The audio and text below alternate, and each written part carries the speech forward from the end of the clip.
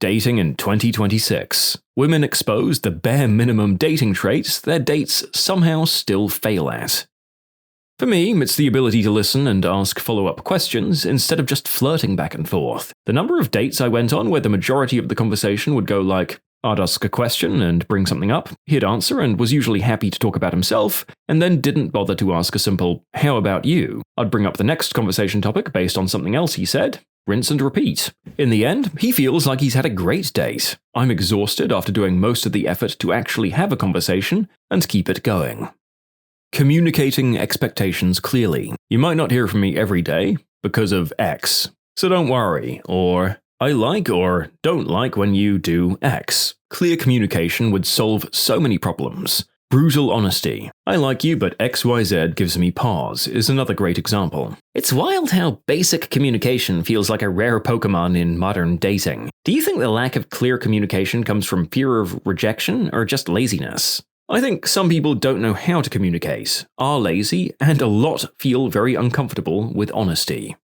Emotional maturity and being honest. The number of men I've met in their 30s who are seriously insecure and lie about the dumbest things is ridiculous. This probably applies to many women too, though. It's just a turn-off in general. My friend's a divorce lawyer. She told me that it's happened on a semi-regular basis that men lie to the judge about their income. They massively inflate their income and then brag to the judge about how much they earn. They're too dumb to realize that the judge is asking about their income to determine the amount of child support they'll have to pay. Respecting boundaries the first time. I had one guy who kept trying to turn the conversation dirty really quickly into the first date, even after I said, hey, let's maybe chat a little bit first. And it kept happening. And if we weren't in the middle of an event we'd already paid for, I'd have left because he was so pushy in such a self-pitying way. Oh, I just want you to like me. No one ever likes me. Ooh. When I told him afterwards I didn't want to keep seeing him, he asked why. I said it was because he was too pushy even when I'd said no. So naturally, he then proceeded to find my social media profiles and like every single photo. And to be clear, if you talk the way this guy did and they're into it and seem to be looking for a quick and easy fun time on their first date, that's fine too. Just take a hint if maybe they want to get more comfortable and take their time. And if you don't want that, then take the L and maybe don't date them more. Actually listening instead of waiting for their turn to talk. Genuine kindness instead of performative kindness. Ah yes, white knight syndrome. A family friend is going through a messy divorce because her husband is dealing with substance use issues due to unresolved trauma and feeling he needed to explore repressed avenues of his life, like being with other men. She keeps saying, I just want him to be how he was when he first met, not understanding that that version of him was a performance to rope her in. Then again, she's had time to explore her own orientation a little, and she excuses her little flings for herself, whilst also hypocritically saying she couldn't love him if he was ever with another man. So there's a lot to unpack in that couple. Having a clean home and being able to take care of the basic things in their life. Making plans to meet.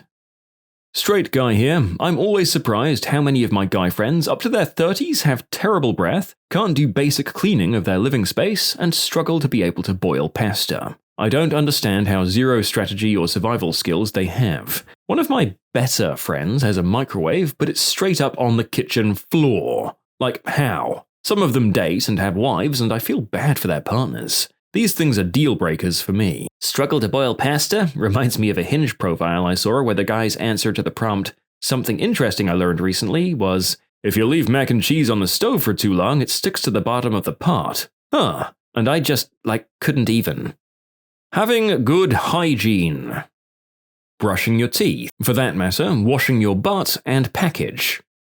The ability to see someone else's perspective and point of view. So many men I've come across are incredibly self-centered and have very low emotional intelligence. They seem to be so singularly focused, and it boggles my mind how they can navigate life this way and not look inward at their own actions, but blame everyone else around them. I had to explain to so many men that in a relationship there needs to be room for self-reflection, like what's my part to play in this? So that a couple can come back together and see why an issue is recurring. They're incredibly defensive and can't seem to recognize that other people have different opinions, experiences, values, and routines.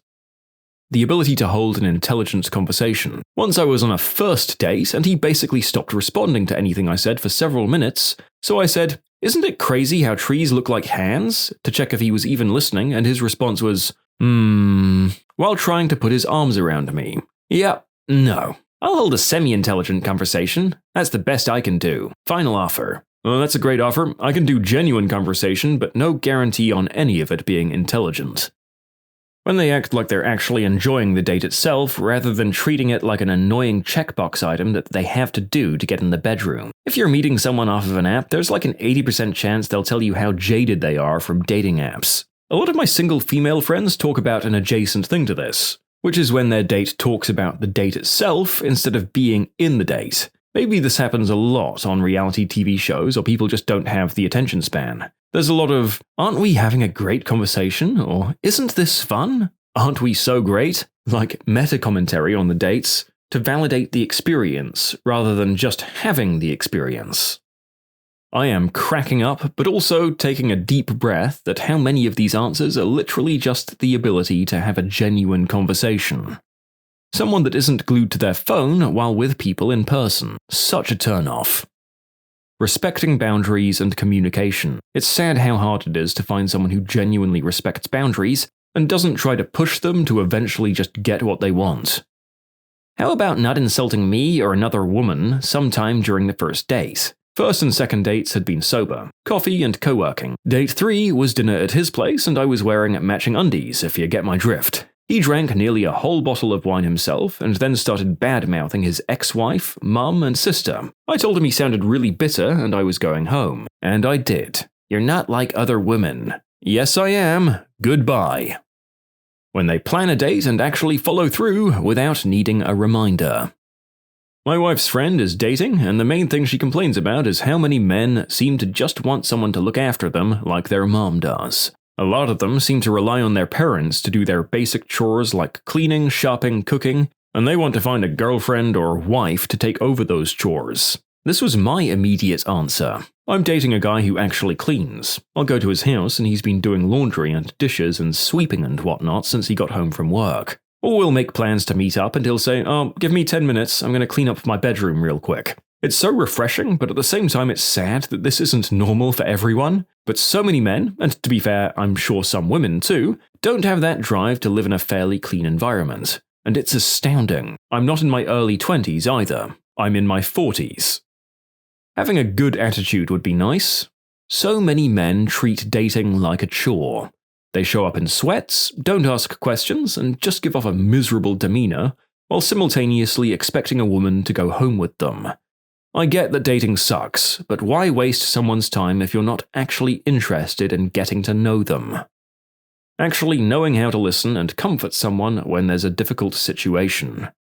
The ability to take no for an answer.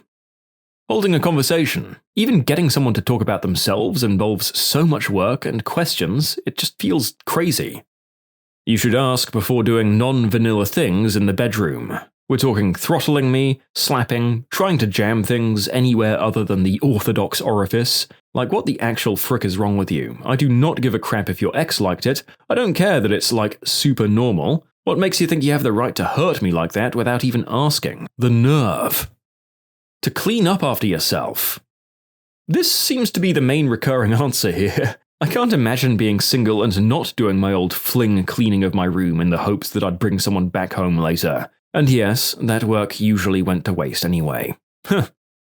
As a woman, I'd say basic emotional availability, like actually being present in conversations instead of constantly checking their phone or seeming mentally elsewhere. It's wild how many guys seem incapable of just being genuinely engaged when you're talking to them. Emotional regulation. How about a man actually liking or respecting women at all for any reason whatsoever? Effort. They don't want to plan, give, or do anything. I've heard this a lot. I was on the other side of it, always being the one to plan something unique and exciting and being willing to drive and pay, and I'd just get flaked or ghosted the day of. When I met my girlfriend, she told me so many guys just hit her with the "wanna come over to my place?" as if that counts as a date. Both of us were just about ready to give up on dating when we met. A man who doesn't constantly talk about himself, his problems, or his traumas. You can literally tell he's just waiting for you to finish talking so that he can go back to talking about his own life. And a man who actually talks or asks questions and doesn't make you carry the whole conversation like he lost his tongue. You can submit your own stories to be featured here on the channel. The story submission link is in the description below. Don't forget to subscribe to Am I the Genius? Basic hygiene, specifically oral hygiene. I also saw an online forum recently where men said they don't use moisturizer until their skin is bleeding, and that the beauty industry is a scam, and women are so stupid for falling for it. Like my dude, go buy a $2 tub of moisturizer. Easiest way to level up your game. Probably the same guys who get an aneurysm if a woman doesn't shave for 3 days. Being excited to hang out. Not sending downstairs pics.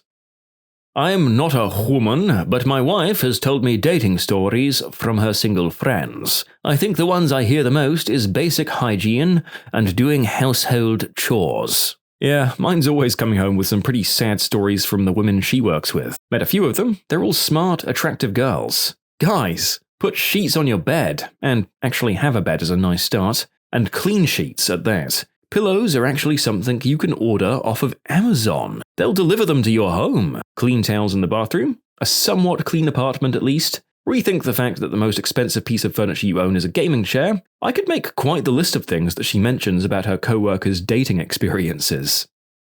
Basic emotional availability and clear communications. It sounds like the bare minimum, but someone who can be consistent, say what they want, and follow through without mixed signals is still weirdly rare in dating. Compromise. Being talked to like a person, actually asking questions and wanting to get to know you without being overly pushy. Unfortunately, being an active girl that's always at the gym has gotten me so many annoying guys saying, "Send me pics of your gym fit." So the other big piece of my criteria right now is anyone that doesn't beg for pictures. Being secure enough in their masculinity that they can be tender and emotional with me, their female partner, without their world crumbling around them, or needing to go no homo after being gentle with me. It would be nice if they didn't need to break something, punch a wall, or whatever BS they think remakes them manly after being a sweetheart with me for a moment. Loyalty and basic respect. I'm reading these comments and I'm thinking, damn, I should really be more confident in myself if this is who I'm competing with. The ability to plan and take a women on a date. Like, why am I doing all the coordinating for us? I feel like a secretary half the time. I've had dating experiences that seem positive, and they've explicitly stated some serious, genuine interest. Yet, after 3 or 4 dates, they haven't initiated or planned a single one. Or when they do, their grand master plan is like, hey, wanna hang out tonight? Being able to maintain approximately 50% of the conversation. Not dating a bunch of other people at the same time. Smelling nice. That includes breath. Damn, girls, go take a breath mint. You can be a 10, but if you smell bad, I'm out. Here's a list of things my new relationship did for me that literally no man had ever done for me before. 1. Asked me what kind of sweets I liked and bought me some on our date. 2. Went south on me and immediately found the right area without making a big deal out of it at all. A lot of guys make a big deal about doing that and then they just can't find it. 3. Was doing something that was okay, but I told them to do it a bit differently and they actually did it, no questions asked, and remembered to do so in future times. 4. After dinner, loaded the dishes in the dishwasher correctly. 5. Actually asked me if it's okay to share a picture of me with their friends. 6. Just asks me a lot of questions in general and remembers the stuff that I like. 7. Remembers my cats' and friends' names. 8. Gathered up the used prophylactics in the box for easy disposal. 9. Helped me set up the table for dinner without my asking. I can't explain how absolutely smitten I am, but I'm also wondering about my past choices. I'm going to their place for the first time next week. I hope they have fresh sheets.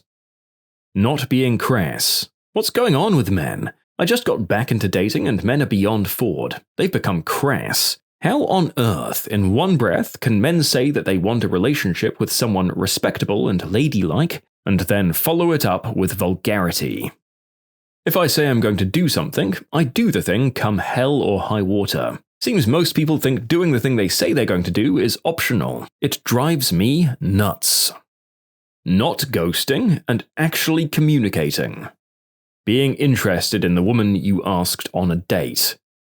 Emotional consistency. Not grand gestures, not constant texting, just being steady. If you say you'll call, call. If you're interested, act like it consistently. It sounds basic, but it's surprisingly rare to find someone whose words and actions actually line up over time. When he hates Andrew Tate. That's a pretty consistent bonus opinion for most of the women I know. Surprisingly, knowing your potential man doesn't view you purely as a future domestic slave is in fact a plus. A woman I had a one-night stand with complimented me on how sweet I was because I didn't try to do anything she didn't consent to, F her again while she was sleeping, or insult her when I sobered up. That feels like a really low bar that I had to clear. Consideration. People have got their heads so far up their butts that they aren't able to see anything other than their own crap. Genuine respect towards the other person at every step of the dating process. While I get respect needs to be earned, I find that the minimum basic respect for a human being and their basic humanity seems to be lacking from the get-go. I find that if we have the bare minimum respect for others as human beings, it goes a long way. It also feels kind of rare.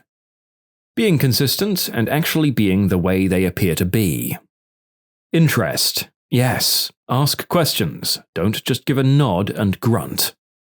Actually liking women as people and potential companions.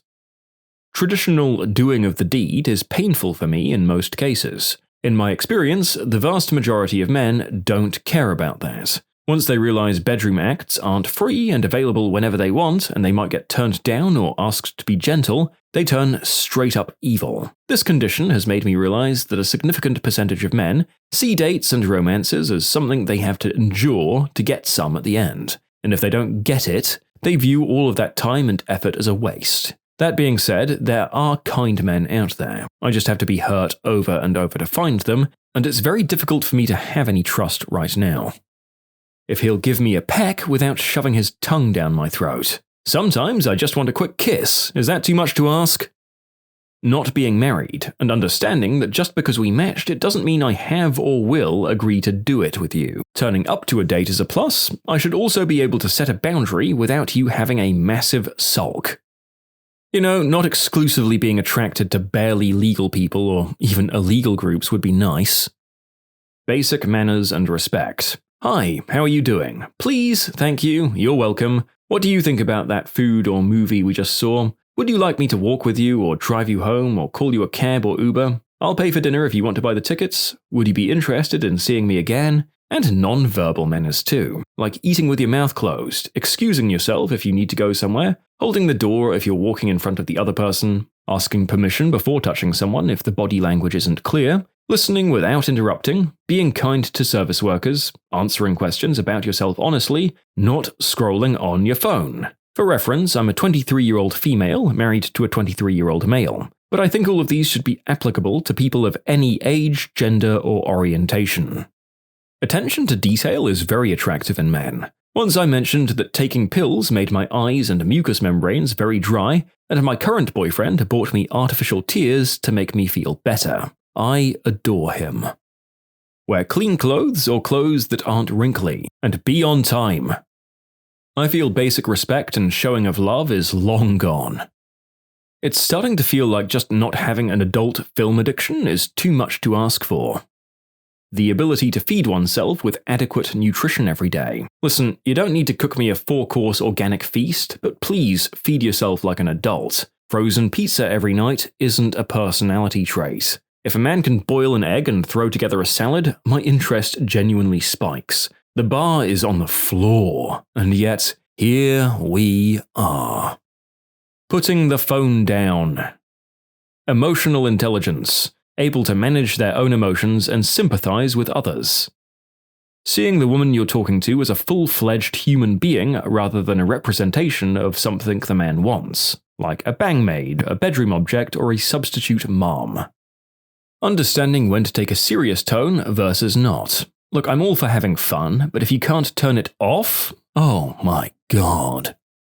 Good hygiene while being able to take care of themselves at home. We're talking laundry, cleaning, cooking, paying bills, buying groceries, the usual. Oh my god, I love how basically all of these boil down to act like a human and stop being a slob. The awkward things that couples do that scream first date. Waitstaff reveal all.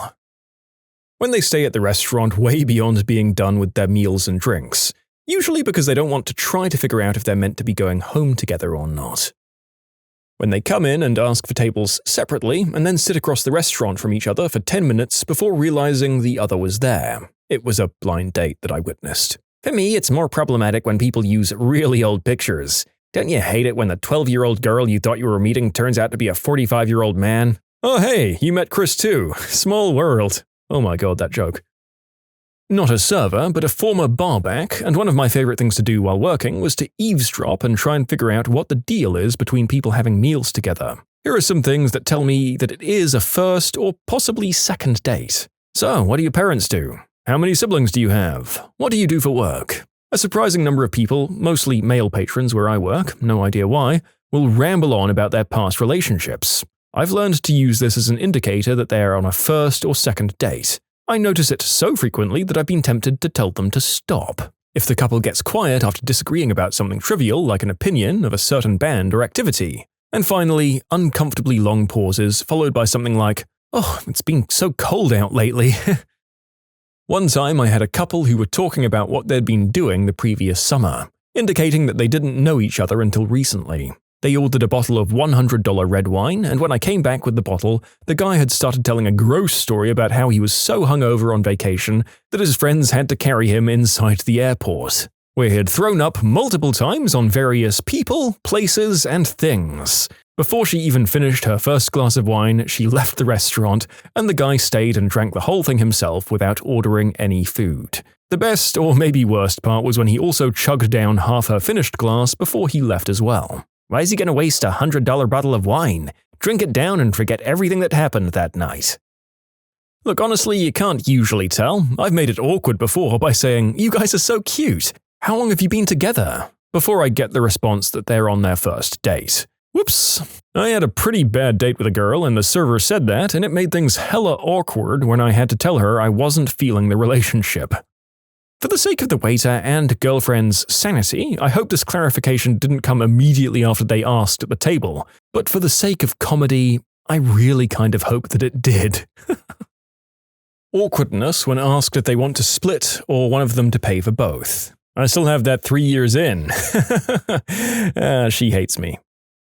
The biggest sign is when they order something the other doesn't expect them to get. I'll have a Guinness. Oh, you like Guinness? I mean, what do they expect? No, I don't know why I'm ordering this. When he leaves before the food he ordered is made. I bought it out and she asked for the bill because he'd left. Brutal experience. She had to pay for his drinks and food. She didn't even want to pack his dinner up to eat later. This wasn't a cheap restaurant, but the tables were close together, so it must have been mortifying. I gave her the employee discount. I kinda know when they come in dressed nice at my Chili's. Oh god. There's a running argument/joke between me and one of my friends that Chili's is like a fine dining experience. If you could end that for me, you'd be my eternal champion. I took my first serious girlfriend there on our first date. I was 16 and had my first job, so I was really excited to be able to pay for dinner. I felt like I was on the top of the world at Chili's. To 16-year-old me, it was the fanciest place in the world. I even wore a polo. Basically, however you picture a 16-year-old going on his first date in the mid-2000s, that's exactly what it looked like. Spiked hair, a bit too much gel, a little bit of axe, and a polo shirt with the thick horizontal stripes on it.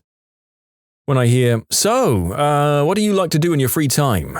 That's a good rule of thumb until, "Harry, we've been married for 23 years and you still don't know that," comes up. Today I learned just how many waiters listen to their customers' conversations. When I worked as one, I swear I never heard a damn thing that my tables were saying. On my first date with my now wife, our waiter figured it out for us. We'd been acquaintances for years through mutual friends, and when we agreed to grab dinner that night, neither of us were sure if the other one was in it for a date or just dinner with an acquaintance/friend. I guess we were just being awkward and giggly enough that our waiter, who had known us separately as regulars at this restaurant, blurted out, "Oh man, are you guys on a date?" We both just started laughing nervously while looking at each other and flop sweating. The waiter felt the awkwardness multiply and backed away like Homer Simpson into that hedge. 9 years later, we're married, the restaurant went out of business, and I'm still not sure if it was a date or not. Wow, reading the comments here, I'm realizing that all of my dates ever have been first dates. You gave a handy under a table? Well, maybe that's the only first date etiquette rule that I didn't respect. If it's a Mexican restaurant and nobody is devouring the free chips and salsa, I'd figure if anything, people would grab the chips just so their hands would have something to do instead of flopping around aimlessly. Or maybe I'm just addicted to Mexican restaurant chips. When you get a big tip from the guy, despite you not doing anything exceptional service-wise. It happened to me several times. When they arrive separately and confirm that the other person is the one they're supposed to be on the date with. It's also really obvious from someone's reaction if the other person doesn't look like their profile picture.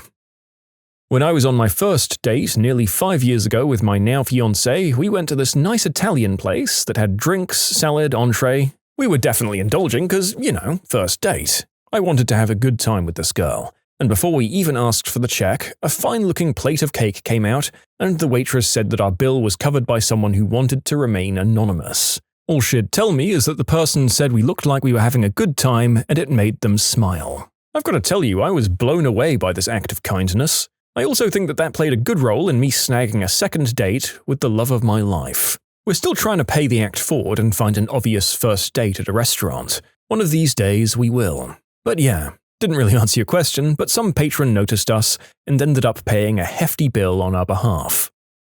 Well, they look a tiny bit relieved every time you disturb them until things change. Then, if it's going well, you may as well have disappeared. If it's going badly, you are either surrogate friend, fallout shelter, or worst enemy. That part is actually more fun. Talking about the menu way too in detail to fill silences. Or using it to make conversation. I think I'll get the mashed potato as my side. Tell me about your view on mashed potatoes. Weird lulls in the conversation that consist of information friends or partners should already know. Like how many siblings they have, desert island movies, stuff like that. Someone assumed me and my boyfriend of 7 years were on the first Tinder date. I could hear them say it from the table next to us. So I reached over the table, took huge sips from my boyfriend's drink and ate off his plate just for craps and giggles. I texted him about what and why I was doing this and he laughed, grabbed my drink and said, "So where are you from?" and sat my drink back down in front of me. Good times. Haha, yeah. One time someone asked if my husband and I were together, so I pulled him close, gave him a kiss on the mouth and said, "No, we're brother and sister." I had the opportunity and I took it. Highlight of my life. I'm not a waiter anymore, but one time I was at a place and the waiter came over when my girlfriend went to the loo.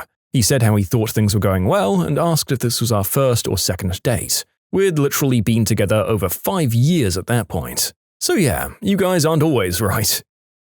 Me and my current girlfriend had a patron at a bar come over and ask if she could cold read our relationship. We said, "Yeah, sure, go ahead." The patron guessed that we were on our second or third date and I'd just gotten back from a deployment in the military. Me and my girl had been together for 3 years at the time and I've never been in the military. 0 points awarded. I mean, I think the really baffling thing here is people who are so bored and full of nerve that they like to do this. At least the waiter guessing this sort of thing might help them deliver better service. Maybe when my relationship gets some more mileage, perving on other people's dates will somehow become more interesting to me. Often arriving alone, checking around, looking for someone, and being a little nervous. But the dead giveaway is the conversation. It's always about mundane stuff that people would know if they were friends, colleagues, or if they'd been on a few dates before. Childhood stuff like schools and towns they lived in, vacations which were cool, or first date topics. Not ordering booze whenever the person who ordered first doesn't order booze is a good one too. If you go on a date and you want a glass of wine, beer, or a cocktail, frickin' order one. Doesn't matter if he or she just ordered a sparkling water, they're nervous too. Take the lead and get a drink. I realize that people in some countries drive to bars. However, I work in pretty much the center of Amsterdam. We don't drive cars here. You've got to be a madman to drive your car through the narrow streets, canals, all around to a bar on your first date. Show up with your car to your first date in Amsterdam and the date is over before you've parked, because it'll take a gazillion years to get there. So no worries, I'm not judging anyone for not drinking, but I am encouraging people to just frickin' order what they want, when they want it. And believe me, I've not paid enough attention in school, so this is my career now, and I'm good at it. Happy dating, everyone. Today I've learned that my wife and I are always on our first date. I can tell because they actually talk to each other when they're on a first date. Let's not read this into couples being dead in the water, though. I mean, I've been with my wife for 12 years, married less than 6 months, though. At a certain point, you run into days where there isn't much to talk about, and you start to value just being in each other's presence. For instance, there's many nights where we get home, have the "how was work" conversation over dinner, and spend the rest of the night cuddling on the couch, book in her hand and video game in mine. We're happy as long as we just get to be with each other. Conversation is often secondary. You can submit your own stories to be featured here on the channel. The story submission link is in the description below. Don't forget to subscribe to Am I the Genius?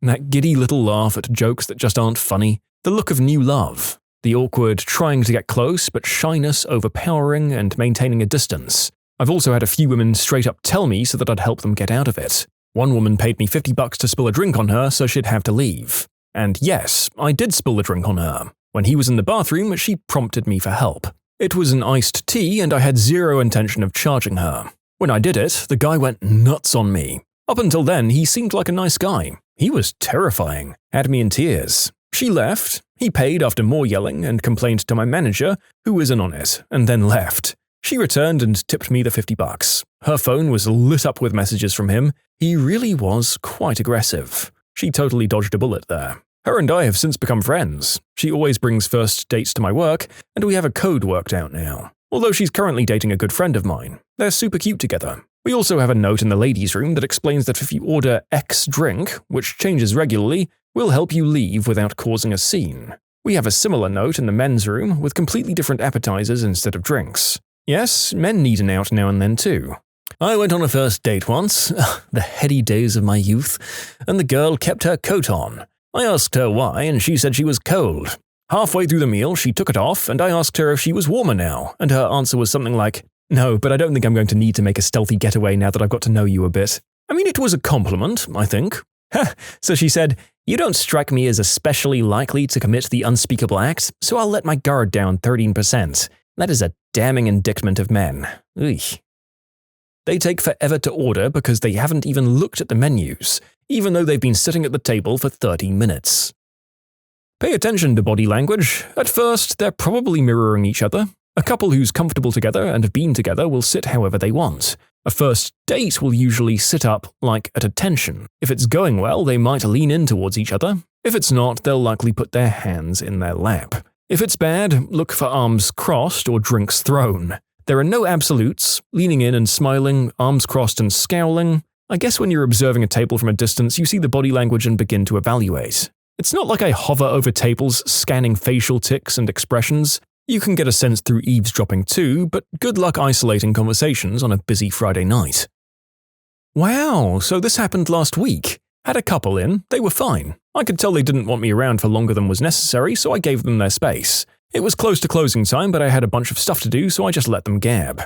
2 girls came in and were greeted by my coworker. They tell her that they're this girl's friends and just want to see what the guy looks like. She seats them with an eye shot, but they are disguised with some ball caps and whatnot. They seem kind of sketchy when I go up to them and mention that the guy looks like Jeffrey Dahmer. They proceed to rag on him before I even ask what they want. I walk right over to the couple and ask if they know these people, and the girls bolt out the door. As they go past the window outside, they're yelling at the girl. Different gendered, judgmental words, mostly relating to her apparent promiscuity. She goes off to the bathroom crying, and he asks for the check. Turned out to be his ex and her friend who had been stalking him for 2 months. He also mentioned that this had happened before and he thought he was in the clear after he stopped using social media. He did look kinda like Jeffrey Dahmer though.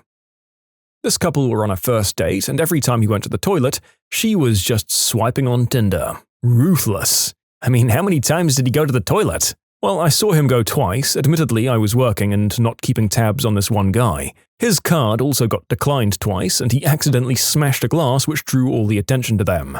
I hope it worked out for him though. Wow, talk about matching the most goal-oriented ice queen with what sounds like the most down-on-his-luck lovable dork. I kind of want a thought-to-text transcript of everything that was going on each of their heads just to compare how they thought it was going.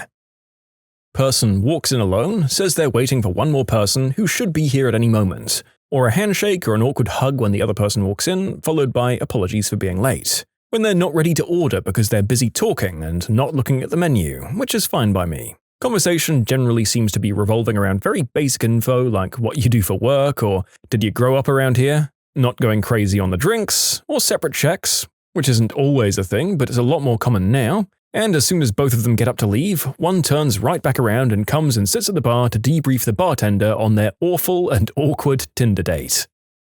I served a couple the other day. The boys' parents came in and had their tables next to each other by coincidence. Everyone had a good laugh, and they moved tables. This also happened to me on my first date with my now husband. We walked, and as we approached the restaurant, he said, "Hang on a second," and texted someone. I completely thought he was trying to get out of the date, but then he told me his parents' car was outside the place and that he'd just texted his mom to see if they were in there. We went to pizza instead. I once waited an obvious first date where the guy was very shy and nervous. The girl that was with him was absolutely stunning, so fair enough. He kept his hands under the table and fumbled them around a lot. Whenever I came to the table, they visibly loosened up, so I talked to them for a minute and maybe told a joke or something, because they seemed to enjoy it. I hope that my boy got some that night because I was wingmanning him so hard that I nearly took flight.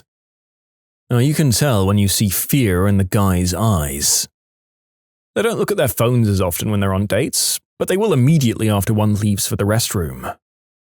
I work at Starbucks. I can tell when a guy and a girl meet, shake hands in front of the register. They order together, the guy pays, and then they sit together talking or laughing in the cafe for the next couple of hours. Not sure why they'd meet at the register, but it does happen a lot. If I was meeting a girl at Starbucks on the first date, I'd wait at the door or a table and then go up and order together. One location I worked at a few years back was also a frequent date spot. When we closed at 10 p.m., sometimes couples would finish up their dates in their cars in our parking lot and still be there when we left about half an hour later. I know, classy. One coworker I frequently closed with owned a former police car and sometimes would have fun pulling up behind these amorous stragglers and turning the spotlight on the car. Instant hilarity. Also a crime. I'm not a waitress, but I hope that somehow the hostess or waiter that served my first date with my husband hears this and reminisces at my awkwardness. I met my husband on OkCupid. We talked for a few days and I'd seen a few pictures, but it's hard to be sure what someone will look like in person. We were supposed to meet at a restaurant that's like a small step up from Chili's, so he texts me that he got there first and he has been seated already. Awkward, but okay. I walk in and stammer to the waitress something about meeting a date that had already been seated. She told me I could go look for him. I then awkwardly stammered about how I'd never actually met him and didn't know exactly who I was looking for. She laughed and pointed me in the direction of someone who'd been seated waiting on a date. Looks a bit like the pictures, but cuter, actually. I get to the table and make eye contact and he's like, "Pamela?" And I'm like, "Oh, hey, yeah, that's me." And we shook hands. Oh my, it was so awkward. I found out that there was a wait, so he put us on the list, but then they did have a table for two, so they made him sit. That was the reason for that awkwardness. So we wound up talking for 3 hours until they were closing. It was a great date. Now we've been married almost 2 years. We still joke about the first time we shook hands. It's usually about the banter. First date conversations usually involve a lot of where are you from, what do you do, what's your family like. Physically, they have no connection yet. They're very different from new couples who are all over each other, or longer-term couples who are just comfortable with each other. The way they talk about the food always indicates if they've just met.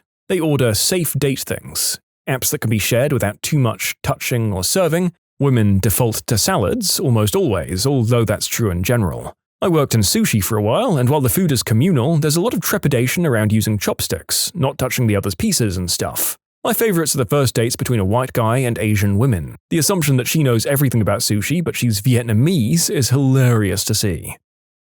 We'll have separate bills, please. Usually overheard conversation or under the table's handies. When the same guy comes in with 10 different girls a month. Not too many first dates at my dining room. I work at a retirement home. I was a bartender at a wine bar that was a perfect date spot. Sure sign of a first date is when a well-dressed guy arrives alone and downs a beer at the bar pretty quickly. Sure enough, within 15 minutes, the date shows up. Some guys just need a little liquid courage. A few years after I graduated high school, I was serving one of the bullies from my class. I could tell he was on a first date, and when he tried to pay with a card, I told him his card was denied. He had a second card, and I decided to run it so his date wouldn't have to pay. From loved to loathed. Fans tell the truth of the celebrity that they'll never respect again. My brother is this D-tier actor in Australia. He's worked with Rebel Wilson a fair bit, and said she's the most unpleasant person he's ever encountered. Makes everyone treat her like an absolute diva and runs through assistants like the president runs through scandals. I didn't have an opinion about her before he told me, but it's not an uncommon sentiment in the acting world. She had a body double for a film they were both in. She lost a bunch of weight before filming, and then became really opinionated about having somebody who accurately represented her idea of her body. She finally settled on someone. This is usually the role of the casting crew based on your height and weight, but Rebel insisted she had the final say. The body double showed up on set, and Rebel then decided that the woman had put on weight between casting and filming. She grabbed this poor woman's hips and stomach on the set and yelled at the casting crew for bringing a hippopotamus on set to represent her. My wife used to work events at Crown. She claimed the rudest celebrity to her was Rebel Wilson. She played the "Don't you know who I am?" card to her when my wife didn't do what she asked. This was when her biggest claim to fame was Tula in Fat Pizza. After watching Lee Ramini, Scientology and the Aftermath, any celebrity involved with the Scientology church is pretty off-putting. But also, talk about a celebrity that I didn't have much respect for and then gained some with Leah Ramini. It can't be easy doing what she and Mike Rinder are doing. Finding out that Michael Pena is a Scientologist ruined so much for me. I just found out that Nancy Cartwright, the voice of Bart Simpson and many others, is as well. Dr. Phil. Now I realize he just uses sick-minded people for his own profit. He brought the creator of Bum Fights on the show and kicked him off after showing up dressed as Dr. Phil. The guy said Dr. Phil and him did the exact same thing. Phil just hid it better. After seeing that clip, I have no respect for Dr. Phil. Mark Salling being the absolute worst person will never not upset me. I know pretty much the whole cast of Glee are problematic, but he's by far the biggest and grossest letdown. It taints any rewatches. As an aside to how crappy several of the cast members were, it's so crazy that 3 members of such a young cast have died. Chris Pratt. Making an Instagram post just praising your wife for, quote, having a healthy child when your ex-wife had major health issues delivering your other child is just such a scumbag move. You know what, I will say though that Chris Pratt is a good counterpoint that someone can be a bit crappy, but not be excised from acting for their somewhat controversial views. Too many people are claiming that the reason they can't get work is their political stances. The reality is just that they're not very good actors, like Rob Schneider, or that they say such blatantly crazy stuff that it can't be ignored, like Gina Carano. The Lost Prophets lead singer. Steven Seagal, that fat bum is a glorified scam artist. I do love the story about him bragging to judo master Gene LaBelle about how he could get out of any hold, until Gene finally obliged and put him in a hold he could not in fact get out of, and Steven then duked himself while he passed out trying to escape.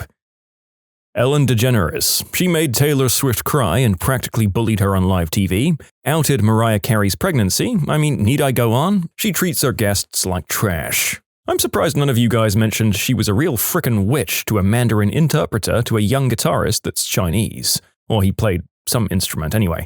She was interpreting just fine, because I speak Mandarin, and then frickin' Ellen was scolding the interpreter, and she was legit interpreting what the young kid was saying. Like, what the frick was she supposed to do? Jeffrey Jones, in so many good movies, somehow still working. Real piece of work. Oh right, it's the principal from Ferris Bueller whose illegal collection of really immoral reading material inadvertently dragged Pee Wee Herman's name through the mud. Jussie Smollett. That crap was just wrong, man. OJ. Many here are too young to realize just how beloved the juice was before, well, you know the whole thing. I haven't seen Jenny McCarthy here yet, but man. Kylie Jenner for not paying her factory workers at all. You think she even understands what a factory is? Or what work is, for that matter. Ha! Steve Tyler.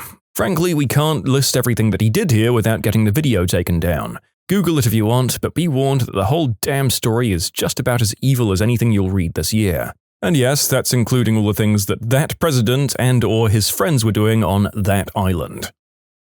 I just found out about the 2009 Polanski petition and the 100 celebrities that signed it. So, all of them. Rolf Harris. A funny, not funny story. I sat on a jury for a very dark case, and the defendant got some lady, I can't remember exactly who she was, but she ended up in the witness box, making out she was important, and gave a glowing character reference about what a great bloke the defendant was. Prosecutor asked her if she knew who Rolf Harris was, and when she said yes, he responded with, "Mr. Harris once got glowing reviews from the Queen." I was holding back laughter. I scrolled pretty far and I didn't see him. Danny Masterton. I seriously loved Hyde in that 70s show. Growing up, I wanted to be like that as well. Well, he's a committer of the unspeakable act and an all-round piece of garbage. Lost any and all respect I had for that guy. Yeah, I loved him too. I also wanted to be like his character in that 70s show. That's when he and Ashton Kutcher both started The Ranch on Netflix. I was far more excited to see Danny in something again rather than Ashton, and I was right. His humor was on point, he's hilarious. I'm not going to say he was carrying the show, but he's a damned significant portion. Then the news dropped, so Netflix wrote him off the show. I think there was some backlash, because after writing him off wasn't good enough, I think Netflix was going to let the whole thing blow over and bring him back, but instead there was a big enough uproar that the first episode of the next season is about finding him dead. Gwyneth Paltrow and her crappy goop products that are bad for you. Chris Brown. I can't believe he's still out there making music like nothing ever happened. You remember when TikTok wanted to cancel Eminem because of the stuff he says in Love the Way You Lie? I kept thinking, Chris Brown actually did all of that. Why does he still have a career? The people trying to cancel Eminem for that song don't understand the point of it. It's supposed to be about a horrible relationship, his entire rap is basically about the cycle of mistreatment, and both his character and Rihanna's understand that their relationship is broken and wrong, but can't seem to escape.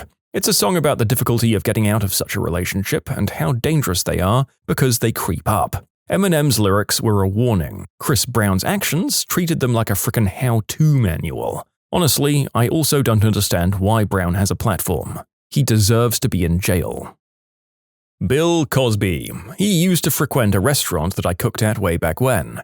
It was always so exciting when his manager would call ahead and book his reservation. Everyone on the staff would be in a great mood the entire week leading up to his visit, and he was always gracious whenever he came. My sous chef was a huge fan of his, having grown up in a project and pulling himself up by the bootstraps, etc. He and the celebrity wound up building a sort of friendly relationship, and Cosby would always book his visits based on said sous' schedule. Cosby would poke his head into the kitchen and thank the staff, and would hang out and chat with the sous when he'd finished eating. It was a very fancy restaurant in a major city, so we were very used to getting bigwigs, but that guy was always the celebrity everyone got excited about.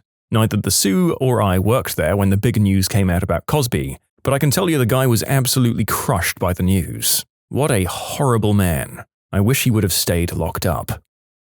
Well, thanks a lot, Reddit, for all of the vague comments not explaining why these celebrities fell from grace. My Google search history now reads as a man who's a big fan of celebrity unspeakable act offenders of the worst sort.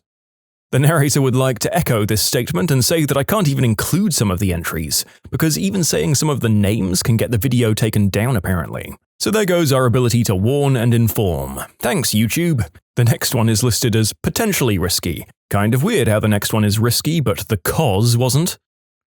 I used to love Kevin Spacey, and well, we all know what happened there. American Beauty sure feels a lot creepier now. I freaking loved House of Cards. He could really play the manipulative villain really well. That line in Season 5 where he says, "Meet your new daddy," aged like milk on a hot day.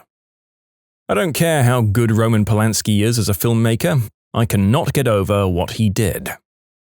Nicki Minaj. Sticking by multiple convicted awful people and intimidating and discrediting their victims is a real deal-breaker. Her husband was arrested for not registering as an offender for the attempted unspeakable act he committed in 1994 and served prison time for. His victim also alleged that he and Nicki hounded her non-stop to drop a lawsuit against him as well. And she's still married to him, by the way. Her brother was arrested for the unspeakable act of an even more reprehensible sort. Before his trial, Minaj posted on Instagram that she loves him. And on COVID, she said she wouldn't get the vaccine even though she'd just had a baby because her cousin's friend got it, apparently became impotent, and had his nuts swell up. And then this man's fiancé didn't want to marry him anymore. She went on a bizarre tweeting spree about it all. You can submit your own stories to be featured here on the channel. The The story submission link is in the description below. Don't forget to subscribe to Am I the Genius? Betty White. I can't believe that she went and died on me like that. Okay, I was real mad for a second there, I'm not gonna lie. She did it on New Year's Eve too. Felt like I couldn't be totally happy about ringing in a new year knowing that she wasn't with us anymore. James Charles, and I think the people who know him already know why. He engaged with quite risque messages with a minor on Instagram. I thought James was 25, but he's actually 22. Doesn't change the fact that what he did was bad. There can be worse people than him, but I used to see him as a really nice and talented guy, and finding that out was just a disappointment. Joss Whedon. He was a hugely influential voice in my formative years, a man I looked up to when I had none in my real life. I even met him, and he was everything I dreamed he would be. To say I was devastated is an understatement. Shia LaBeouf. I was one of the holdouts who argued he was misunderstood as an artist and a person. As soon as the FKA Twigs story came out, I couldn't bring myself to continue being a fan. The guy needs help, and if we're being real, probably needs to do time. Ellen DeGeneres and Shane Dawson. I didn't know all of these things about Shane. I watched his dumb videos and I liked him at some point. I stopped watching him when he started to hang out with Jeffree Star. His attitude was completely changed and he was basically kissing Jeffree's butt all the time. From a loud guy, he was always shy around Jeffree, so he will not have him upset. Well, they've already mentioned one of the worst members of the cast, but let me say I got pretty into the TV show Glee in 2020, and I didn't know most of the cast beforehand, so it's not like I was a fan of anyone, but after I heard about Lea Michele's ugly behavior, I was truly appalled. I don't know how anyone can support her. In a nutshell, she disrespected a ton of people she's worked with ever since she was a little girl. She threatened to fire people, belittled the staff, called them cockroaches, and told a coworker she would take a dump in her wig and other nasty things.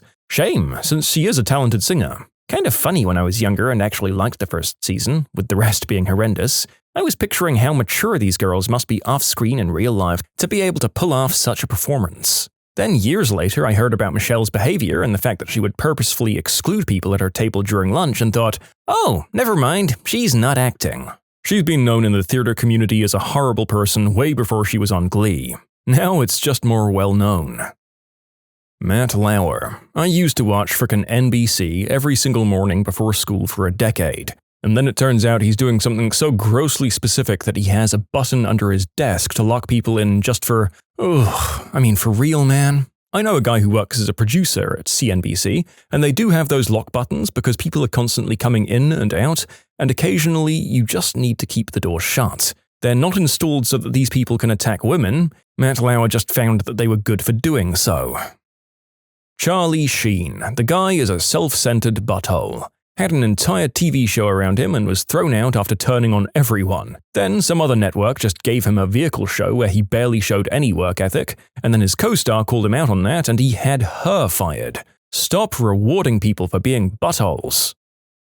Ellen DeGeneres. Man, I remember how awesome I thought Ellen's energy adventure was, and she was also the voice of Dory, and she just seemed so nice. But turns out she's a massive butthole. James Corden. I used to be a real big fan of him and his old Gavin and Stacey stuff, and I even liked the lesbian vampire movie too, even though a lot of people hated it. And then the stories of how he treats people, even his own family, started to roll out, and I'm like, frick this guy. Wait, he's a piece of crap? I always thought people hated him just because they found him really annoying.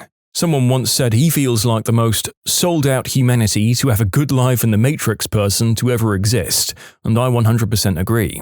James Corden's success convinced me that the devil is real and people can trade their souls for fame and riches. Yeah, this was a tough one for me. I really liked this guy and everything I saw him on earlier, and really empathized with everything he said about being a wide-eyed theater kid growing up. I felt happy that he had made his dream work. And then, oops, he went and immediately turned into a garbage person. One of the ones I feel more comfortable listing here since there is such an abundance of testimony too. I've tried to remove any claims that I could Google and find were based on pure speculation. Rachel Ray. I used to love her back in the late 2000s and watch her 30-minute meals program all the time on Food Network. I even bought some of her cookbooks. Then I found out she's a monster to fans in real life and started shilling for corporate America and doing her lousy talk show. It broke my heart. Now I've lost all respect for her and don't bother watching anything she does anymore. Gwyneth Paltrow. I used to like her because Iron Man. Now I know she's either a scam artist with no morals or absolutely bonkers with some morals. Actually, I think she's a bit more bonkers and oblivious. She's the epitome of someone born on third base who thinks she hit a triple. I think 99% of the crap she pushes she actually believes in and uses herself, but she's too clueless to realize it's horse crap and dangerous to people without the resources that she obviously has. And she's too clueless to realize that other people don't have those same resources. Like that time she just posted a list of clothes she thinks everyone should get for the next season. Not stuff she sells, just stuff she likes, by the way, and it was like 50 grand worth of clothes. It didn't occur to her that normal people just can't drop 6 figures a year on clothes. Melissa Gilbert. My mother loved her in the 70s, so one year I got her the Gilbert's cookbook and surprised Mum by taking her to a book signing near where we live in the Midwest. She was over the moon excited to meet her. We finally get up to the table and Miss Gilbert was rude to my mother and hurried her through. My mum was crushed. I will now not watch anything with her in it. My mind goes back to the rude, entitled woman she was. What's weird was that you were at a book signing. It's not like we approached her in the middle of a restaurant while she was having dinner with her family. That kind of behavior is wild to me. If you're in the spotlight and you have a book signing where you know you're going to meet fans, don't be a jerk. I'm surprised nobody's mentioned Oprah Winfrey yet. Not only did she give a major platform to Dr. Oz and Dr. Phil, she was also good friends with Harvey Weinstein and kept her mouth shut about him, then went on to give a pro-Me Too speech at the Oscars after he was arrested and got thunderous applause. What a jerk. She also asked the Olsen twins, at least one of whom was publicly struggling with an eating disorder at the time, what their dress sizes were. There's been quite a bit more talk about her crappy behavior on Reddit than there were on other platforms, which is the real problem. She genuinely let out some monsters in the world. Also, quite biased. I have a friend that interned at famous Florida theme park. When celebrities visit, they're asked how many employees they'd like to accompany them. You know, like taking them through secret entrances to skip lines, personal attention, that kind of thing. Tim McGraw and Faith Hill were there when their 3 girls were young. They were surprised to be offered an attendant in the first place and said, one person's fine? They had the attendant join them for meals, bought them gifts, and gave a huge tip. And then Oprah Winfrey came to the park, complete with entourage. She needed 19 attendants to join her, treated them like servants and paid nothing all day. Expected everything to be comped for her and her party, and sadly, it was. Drake Bell. Did yet another bunch of the kind of crimes we can't say here and got a slap on the wrist for it. Also universally mistreated his exes. Then he goes to Mexico and changes his name to Drake Campagna, and now he's shilling crap NFT projects without disclosing that he's being paid for them. Wendy Williams. She's just an ugly person on the inside in general. She's threatened and belittled staff, tooted on national TV and blamed the chair. She likes eating Slim Jims jailhouse style, heating them up with a Bic lighter. So cringy. She outed Method Man's wife for having cancer just to get ratings. And once she started catching heat, she's now claiming that she may have dementia or mental disorders and that that's what's caused her to do all the stuff she did. It is a total cop-out. Those are just a few things. Although finally she did also belittle Terry Crews's experiences of being grabbed inappropriately by his agent, and said that he wasn't brave for coming forward. Well, she sounds like a pretty awful person, but amidst all the grave and real bad allegations here, I do find it just a little bit funny that some of the first things you included were the tooting and the gross ways she eats. I don't know if you were padding out the list or if that genuinely makes you sick to your stomach, but it did make me laugh before we got to the very serious matter at the end there. Dan Schneider, a producer on Nickelodeon. I've heard people talk about him engaging very inappropriately with the cast members on shows like iCarly. You ever notice how Ellen's real enthusiasm and excitement only comes when she's jump-scaring people? She has dead eyes for the entire interview until some idiot dressed as a spider jumps out on her guest, and then she lights up like a Christmas tree at the sight of their fear. Chrissy Teigen. They were an advocate for being kind to people online, and then it turns out she had been cyberbullying Courtney Studden, amongst others. Alright, there's James Corden. America, you can keep him. We don't want him either. But we'd gladly take Craig Ferguson back. Marilyn Manson, for obvious reasons. I used to respect Mitch Hedberg. I still respect him, but I used to too. You can call him a celebrity, but Joel Osteen, especially after the whole thing happened in Houston. I remember getting ready for church Sunday morning and my nanny used to watch his show on TV while we got ready. But seeing the guy he turned out to be, I've lost all respect for him. Prince Andrew and the old school royals, they bloody knew. Poor girls. Chevy Chase. I wasn't a die-hard fan, but I used to respect him a whole lot more for the work he put in and made. He's not as terrible as a lot of people listed here, since to my knowledge he hasn't, committed the unspeakable act on people below him.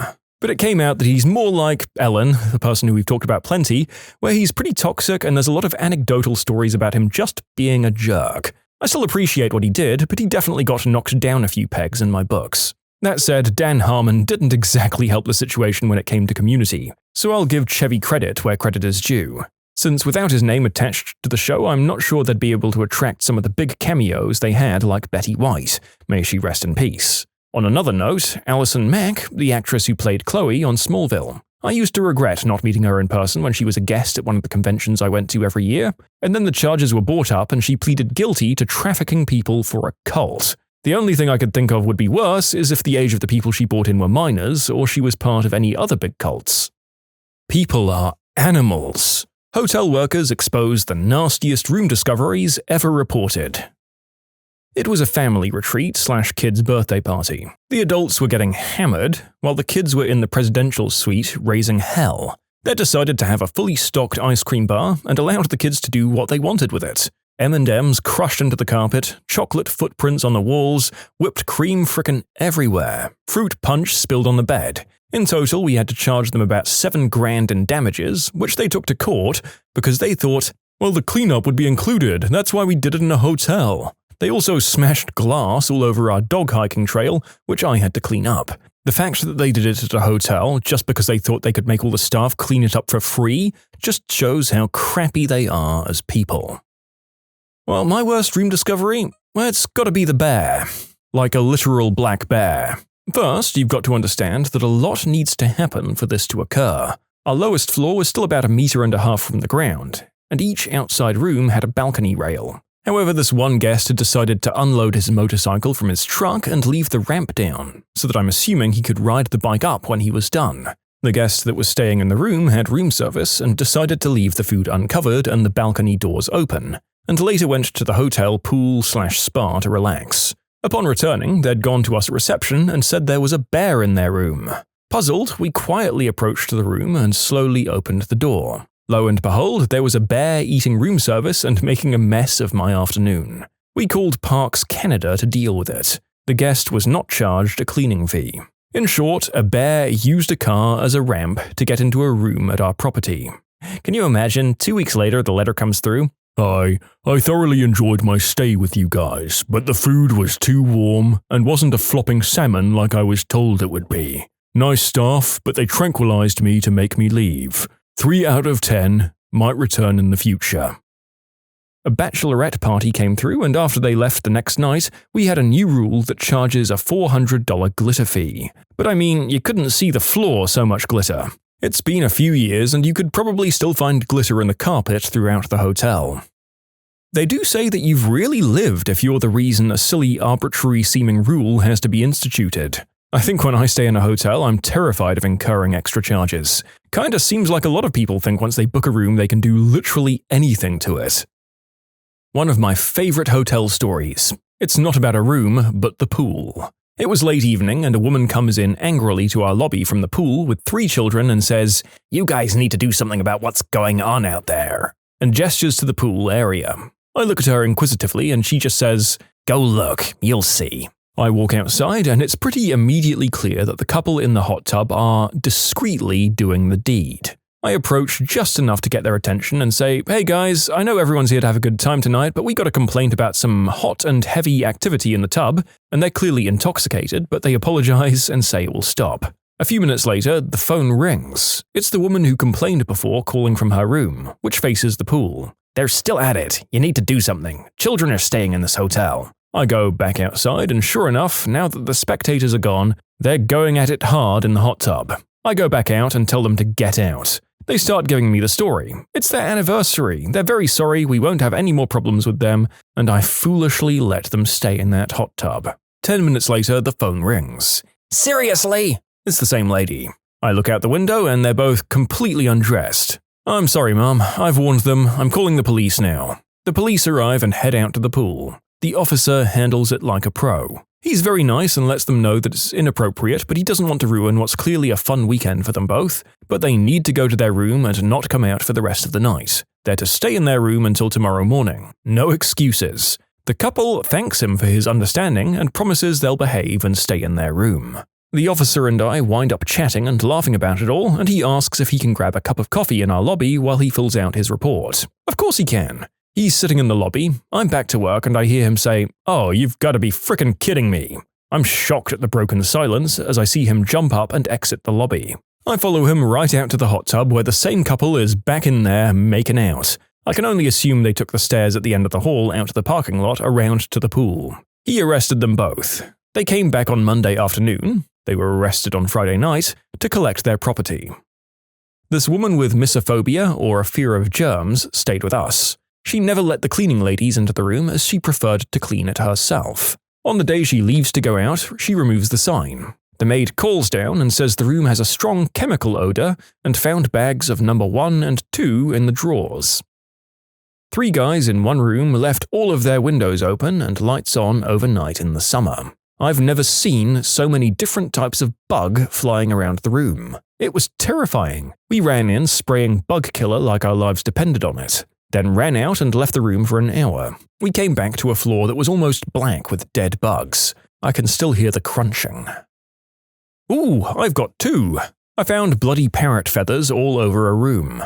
They claimed it was a service animal. It wasn't. That had gotten too stressed and pulled all of its plumage out. The guest tried to blame the hotel for noise. We just charged them for the cleanup. Was balancing month end one day when the front was swarmed with police cars. They raided a room with no notice to us at the front desk. Turns out a pimp was cooking crystal in one of the rooms with 2 working girls and a dog.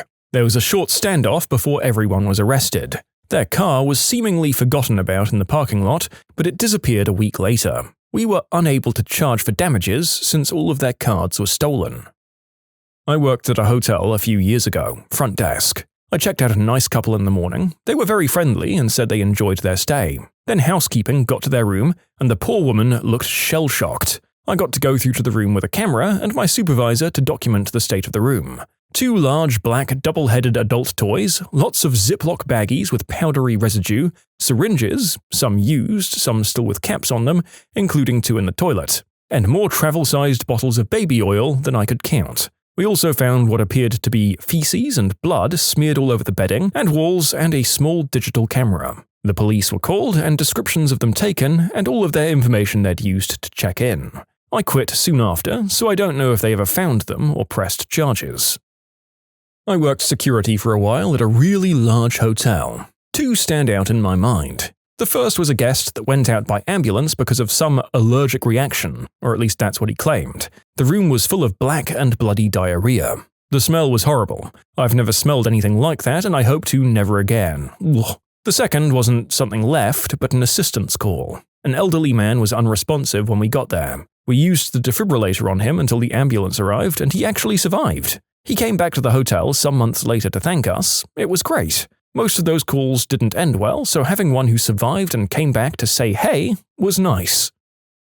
There was a body. Somebody ended up ending things in the hotel by stringing themselves up in a closet. He was there a few days before we found him. Dead bodies and duty seem to be the winning themes of this video.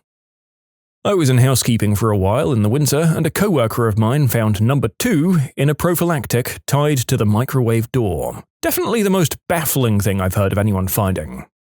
Yeah, there have been darker things, grosser things, and worse people, but this sure takes the prize for the most baffling encounter. I just don't understand the string of events in a person's life leading up to it.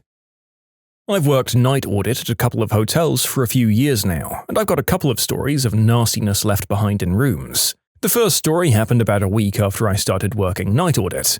This guy who was staying on our first floor had decided to go outside to smoke in only a towel. His towel apparently became stuck on a door, and in a genius move he grabbed the smoker's pole and busted out the window to his room.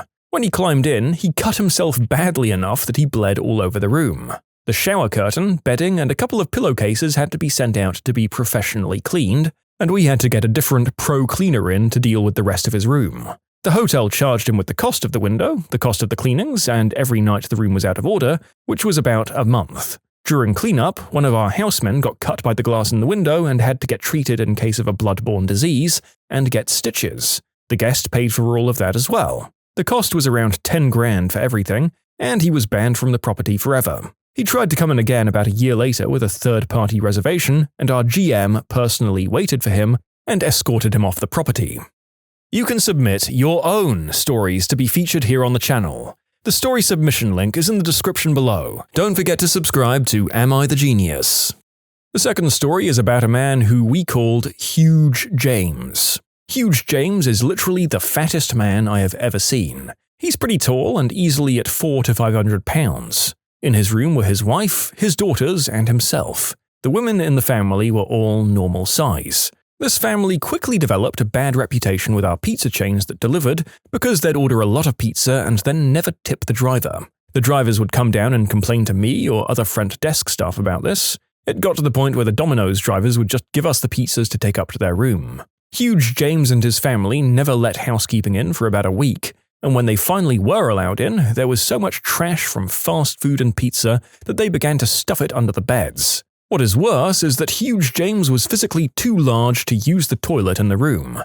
We had rooms with reinforced toilets, so we absolutely could have accommodated him. He must have decided that the hike down to these was too much effort, however, so he had gone boom boom in the tub. He then would use our nice white hotel towels to wipe himself and to just leave them on the floor. Nobody knew about the towels until our laundry lead, Miss Brenda, the sweetest and nicest little woman I know, found them herself. We had to throw those towels away, and we nearly lost Miss Brenda that day as well. While that was going on in the laundry room, one of our housekeepers was cleaning the room and noticed a towel tucked into the side of one of the beds. She pulled the towel out, and a giant adult toy came flying out with the towel. I saw the pictures of that thing, and end to end it was almost as wide as the towel it was covered with. In addition to this, there were stains all over the mattress that had soaked through the sheets and onto the mattress. In the bathroom, the tub just wasn't draining, and when they pulled the stopper mechanism out to try and clear the blockage, a lot of brown came out with it, and that's how we knew they were shoving excrement down the shower drain. During this time, they'd been staying on a third-party reservation and making a new reservation every few days. When the new reservation popped up in our system after discovering what they'd done to the room, the GM decided to evict them. Huge James came down and started screaming at the front desk supervisor about how the mess wasn't his fault, and that it was his, quote, retarded daughter doing all of that, and making the messes and defecating in the tub. Those were his exact words, and how he talked to his daughter, if that helps you understand what kind of person he really was. Everyone had met his wife and daughters, and they were actually really nice people, so we didn't believe him when he made these claims that his daughter was the one doing this to us. Huge James drove a lifted Hummer with huge chromed rims, and the night before his eviction, I jotted down his license plate number in case he tried to pull something before he left. And boy, let me tell you, he did. When he found out that he was no longer allowed on the property, he trashed his room and smeared all of the sauce packets from fast food and actual food on the walls, the TV, and the windows. They found food between the mattress and the frames, and some of the bed frames had been broken. When it was time for him to go, we had police there to escort them off the property. After they left, all of the damage was found in the room, and because I had the license plate number, they were found and charged with vandalism. At least I think they were. And we took them to court for the damage to the room. It came out in court that it was actually him that was defecating in the tub, and that he destroyed the room before they left. Oh, Huge James. You know, I was going to go with life just having beaten you up a bit or some sort of genetic condition. I want to find a reason to sympathize with you, but you really don't come off well when you throw your family members under the bus and then vandalize property when you're called out. I hope whatever was going on with you has resolved in some way. Next up, our second Italian fast food related story. Pizza. And not just like leftovers, it was an entire pizza, and not a single slice of it in the box. The first red flag we found was the slice of pizza smeared all over the TV. Then we saw two slices side by side like they'd worn them for slippers and dragged their feet across the floor. One slice in the dresser, one in the nightstand, one in the sheets, and one in the bathroom sink. We cleaned the room as normal and put all of the pizza in the box. The whole time I'm wondering why somebody would do this. Was the pizza not very good? Was one slice enough and you had to buy the whole thing?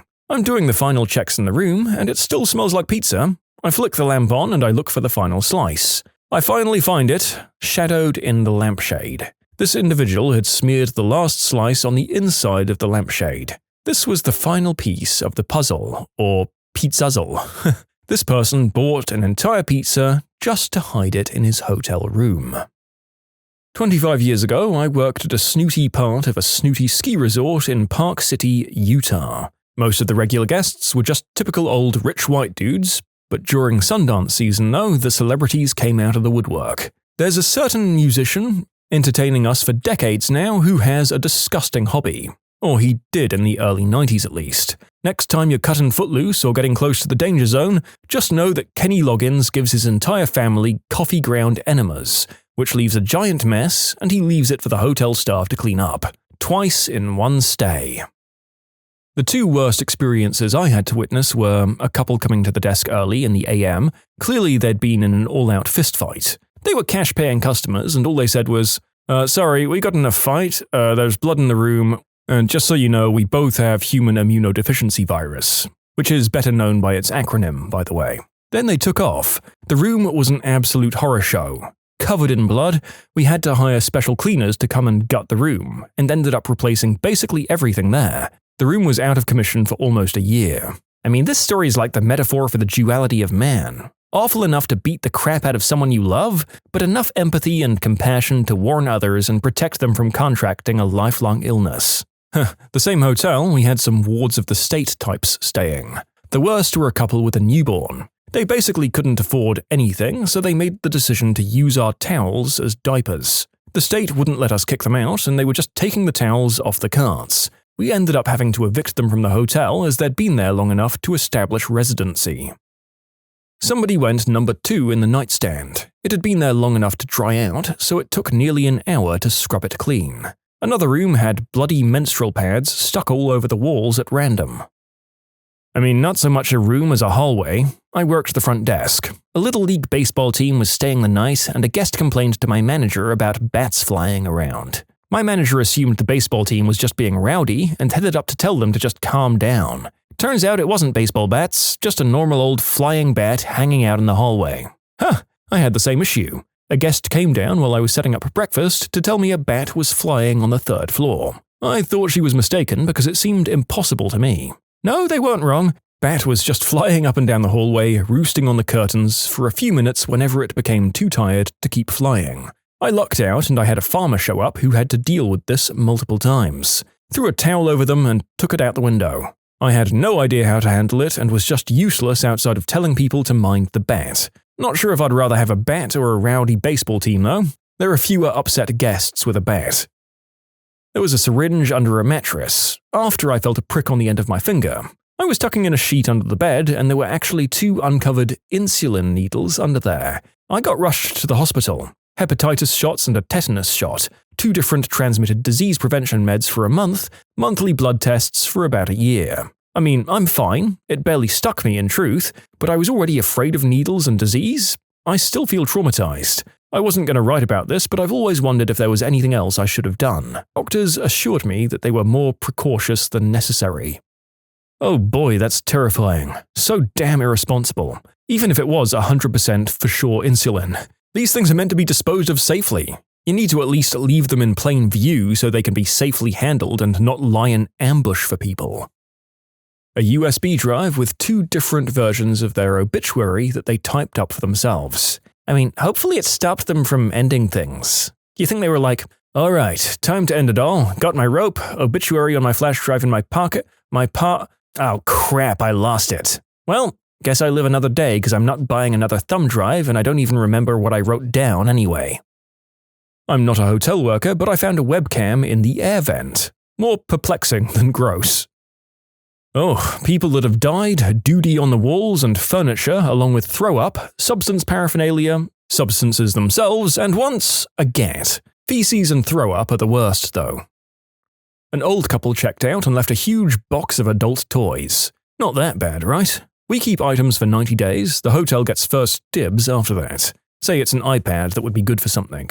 If the hotel doesn't want it, then whoever found it gets second dibs, then the general manager, and then it's up for whoever wants it. Anyway, this box of adult toys, the head housekeeper kept them locked in her desk because she wanted first dibs and was scared that somebody else would take them. One time, a big old marital aid was left in a room at the hotel I worked at. Not a big deal, it happens. Nobody claimed it, so the housekeepers wrapped it up and gave it to one of the older ladies who worked in laundry as a gag gift. The only thing is, she thought it was a legitimate gift and was about to take it home until they explained it was a joke. Worked at an upscale ski resort. One family let their toilet training kid pee behind the loo and under the sink throughout their whole visit. Then they put our white towels on top of it to, quote, help clean up the mess. The whole place smelled like a frickin' rhino enclosure. Ruined those towels. I had an elderly couple check in one afternoon. A couple of hours went by and the husband came up saying the wife is sick and they need to leave immediately. Given the circumstances, we figured it would be a quick clean, so we refunded the money and downed the room for the night. The next morning, we tell one of our maids to hit it first since we knew it was empty. That maid came back refusing to clean the room because there was crap all over the bathroom. I didn't really believe her because she tended to be lazy, so I decided to check it out myself. And she wasn't lying, there was crap everywhere. I don't know how, but there was crap on the toilet seat, on the tank, under the vanity, and on the wall under the vanity. On the floor next to the toilet, on the wall behind the toilet, and on the side of the bathtub. This lady must have blown out her butthole while falling over to crap how and where she crapped. The smell was horrendous. I ended up having to clean it. I went through 3 bottles of our strongest cleaner plus an entire garbage bag of cleaning rags, which were immediately trashed. We had to down the room another 5 nights with the use of 5 bottles of air freshener and open windows. I will never forget that. The worst to clean up, not because it was gross but because it was annoying and time-consuming, was popcorn. A baseball team stayed in a couple of rooms and I guess they had those like caramel popcorn balls. They'd just thrown those all over the room. At the walls and furniture, it stuck to the carpet and was almost impossible to vacuum. Real rich versus fake ballers. The secret behavior that only actually rich people have. I know a guy who'll just pay your tab without saying anything. We'll all go out to bars and we'll all get drinks with the intention of paying for it, and he'll just go up to the bartender and pay your tab for you. You won't even know he did it until you go to pay and the bartender gives you your card and tells you, oh, he's got you. You're good. This guy is really, really nice, and when I saw his house for the first time, I realized why he does that. He's a fudging millionaire. If a bunch of us have a collective tab of $100, that's nothing to him, so he just pays it. I mean, don't get me wrong, I don't try and take advantage of him by making him pay for stuff, but he'll do that when you least expect it. Wealthy people often do wear expensive clothes, but they're usually simple and not so standoutish, and don't really talk about the cost. That grey t-shirt that seemingly all wealthy people wear, for example. Flashy spenders need to make sure the brand and the value is known. There's no sure way to tell. My uncle had 7- and 8-digit yearly incomes for most of his adult life, and he lives in a middle-class house and drives middle-class cars. He dresses like an average dad and mows his own lawn. He owns nice beach houses and stuff, but you don't see those or his stock portfolio just passing him on the street. It's true. I live on campus in Sydney in a fraternity kind of place, and in my intake there was a really nice, unassuming guy. Genuinely a lovely dude. A bit quiet, cared about people and his family studies. And, as it turns out, his family are worth over $1 billion Australian, and I didn't have a clue until about 6 months into the first year, and only because someone else mentioned it. The guy got a Rolex for his birthday and went on vacation wherever and whenever he wanted, but other than that, he was just a normal guy. They invest their money into education like crazy. Your kids want a Maserati? Nope, that's not going to happen. Kids want to learn the piano? Of course you can. Have as many lessons on the best piano as you want. They invest into the best teachers, the best universities, and really overall the best education. My source? Someone in my family is a private wealth manager for filthy rich people. These are the people with money spending by spoiling them, but instilling the habits that will result in their own success. I've seen it myself as well. My aunt and uncle are secretly loaded. Never owned a new car in their lives. Frugal as F. Never spoiled their 2 kids, but one of them went through roughly $100,000 worth of art schools, which did pay off. He's a bigwig in New York City at some ad agency now. Just blew my mind when I heard how much his college costed. I was recently asked what I'd do with $1 billion, and honestly, although there were things that I obviously wanted to be or to have, The responsibility and moral repercussions of being that rich honestly made me think it would be better to just kinda leave it. Then again, I guess you can pay people to help you make as positive a contribution to society as possible and still live comfortably and buy whatever you want without having to act the part of a millionaire. The very wealthy people I've known are understated in all that they do and quiet about their financial status. Everything's of good quality and tasteful, with nothing drawing undue attention to itself. They frequently donate to worthy causes and don't seek recognition for their generosity. Whereas flashy types crave your attention. They often flaunt their wealth in obnoxious ways, taking pleasure in separating the haves from the have-nots. The truly rich don't wear clothes with huge brand names visible. Flashy people do.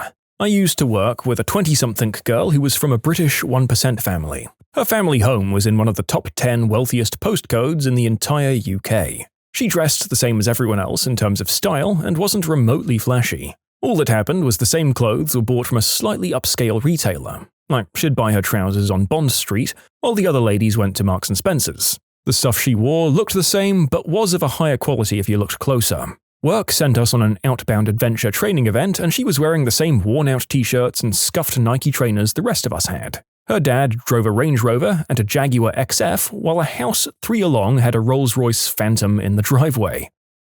Some of those people never talk about money, at least not in the same way that the flashy people do, like the way people who are naturally pretty never bang on about their looks or the benefits it affords them. It's kind of distasteful to bring up money in everyday company. I had a really rich, by which I mean daughter of an oil tycoon type rich, roommate at a university, and when I'd casually mention the cost of something, she'd look thrown off or surprised. She never bought things in advance to offset the cost, like train or flight tickets. She'd literally just show up and buy it on the day. Her family used to do their weekly grocery shop in frickin' Harrods.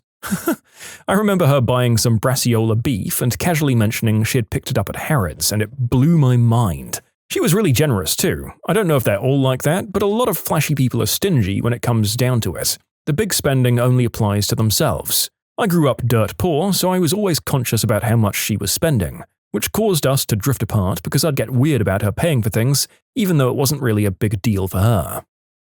There were a lot of visual clues that have already been mentioned so far, so I'm going to talk about my experiences with wealthy people as a retail worker. I grew up in the part of my home city where the wealth was concentrated, and even though we have the best public school district in the state, there are many private schools for all flavors of people. Where I work has a contract with pretty much every private school I can name, and dozens more I've never heard of, for the uniforms. So, in back-to-school season, I get to meet kids who go to school with the children of prolific billionaires, and their middle school tuition costs more money than my college education and the very affordable private schools. The lower-level rich always flash with branding, for the reasons mentioned previously, but even more so, it's about how they treat me and my co-workers. They're the most likely to give us the "you are dirt" attitude and have ill-behaved children than the extremely wealthy. There are 2 women and their kids who stick out to me in particular. The first had a purse with the Cadillac logo, flashy and metal on the side of it, and was giving extreme attitude to me as I tried to ask what school her kids went to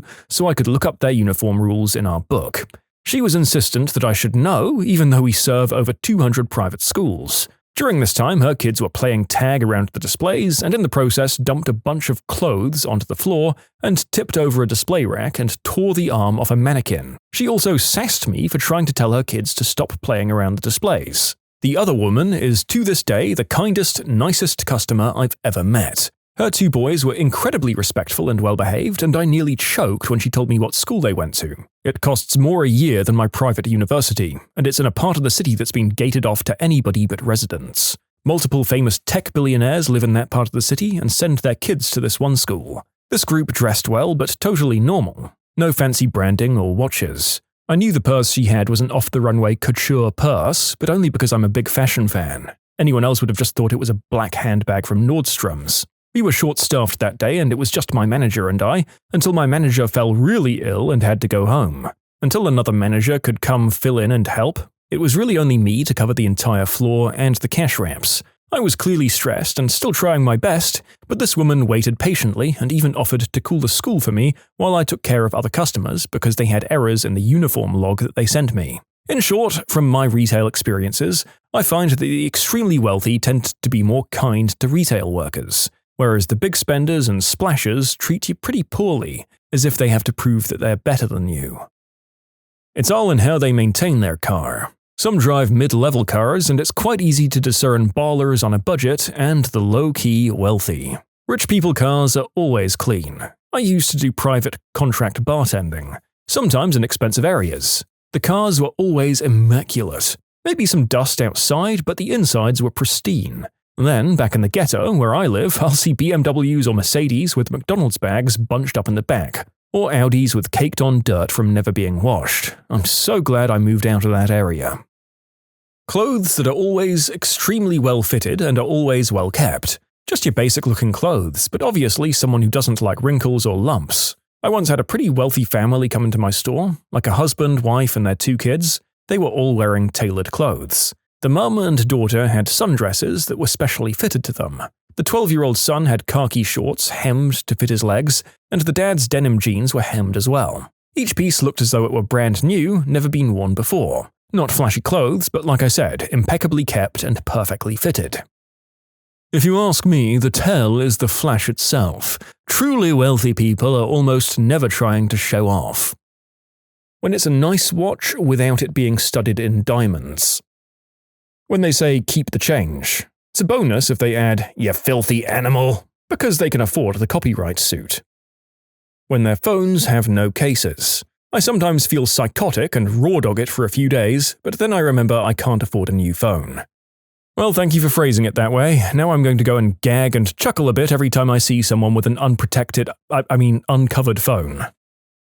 The stupidly rich people I've met are rich because they don't go out and buy every little new shiny thing that comes out. They dress comfortably and generally do not give an F. One guy I know had a very old and ragged wallet that was always thick with cash and carried around a Samsung S5 in 2018. He would have kept his old Nokia dump phone, but his wife, kids, and grandkids wanted him to use Skype and Messenger. He drove a low-end AUV and regularly buys food from street vendors. The only indication he's loaded is because his kids have all sorts of degrees from all these prestigious schools abroad and reside in various developed countries like the US, Singapore, the UK, and a few others. His house is also just big enough to accommodate his immediate family when they visit during the holidays, but is located in a really pricey neighborhood. He and his wife maintain it themselves too, so no house help or servants. You can submit your own stories to be featured here on the channel. The story submission link is in the description below. Don't forget to subscribe to Am I the Genius?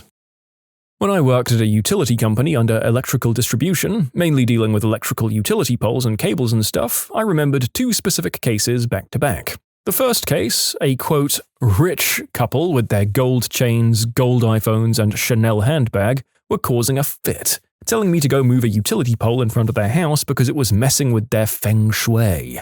I gave the professional answer of, but the cost is the equivalent of $200 US. Which of course was totally out of the question. I know the manager and this will cost you your job. I didn't really care for the job, so I actually suggested them to see the manager right now, as he was currently in.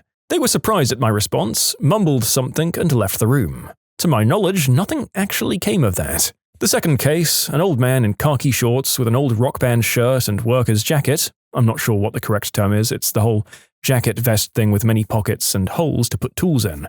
So he comes in. I knew the guy was a technical guy. His hands were cleanish, but his nails and some of his fingers were slightly smudged with grease, and he smelled like WD-40. We were talking engineering terms such as bending radius, voltage drop and stuff, and his concern? How can we redirect the main supply from one of our utility poles to be connected to a meter near his yacht to power and charge his navigational equipment?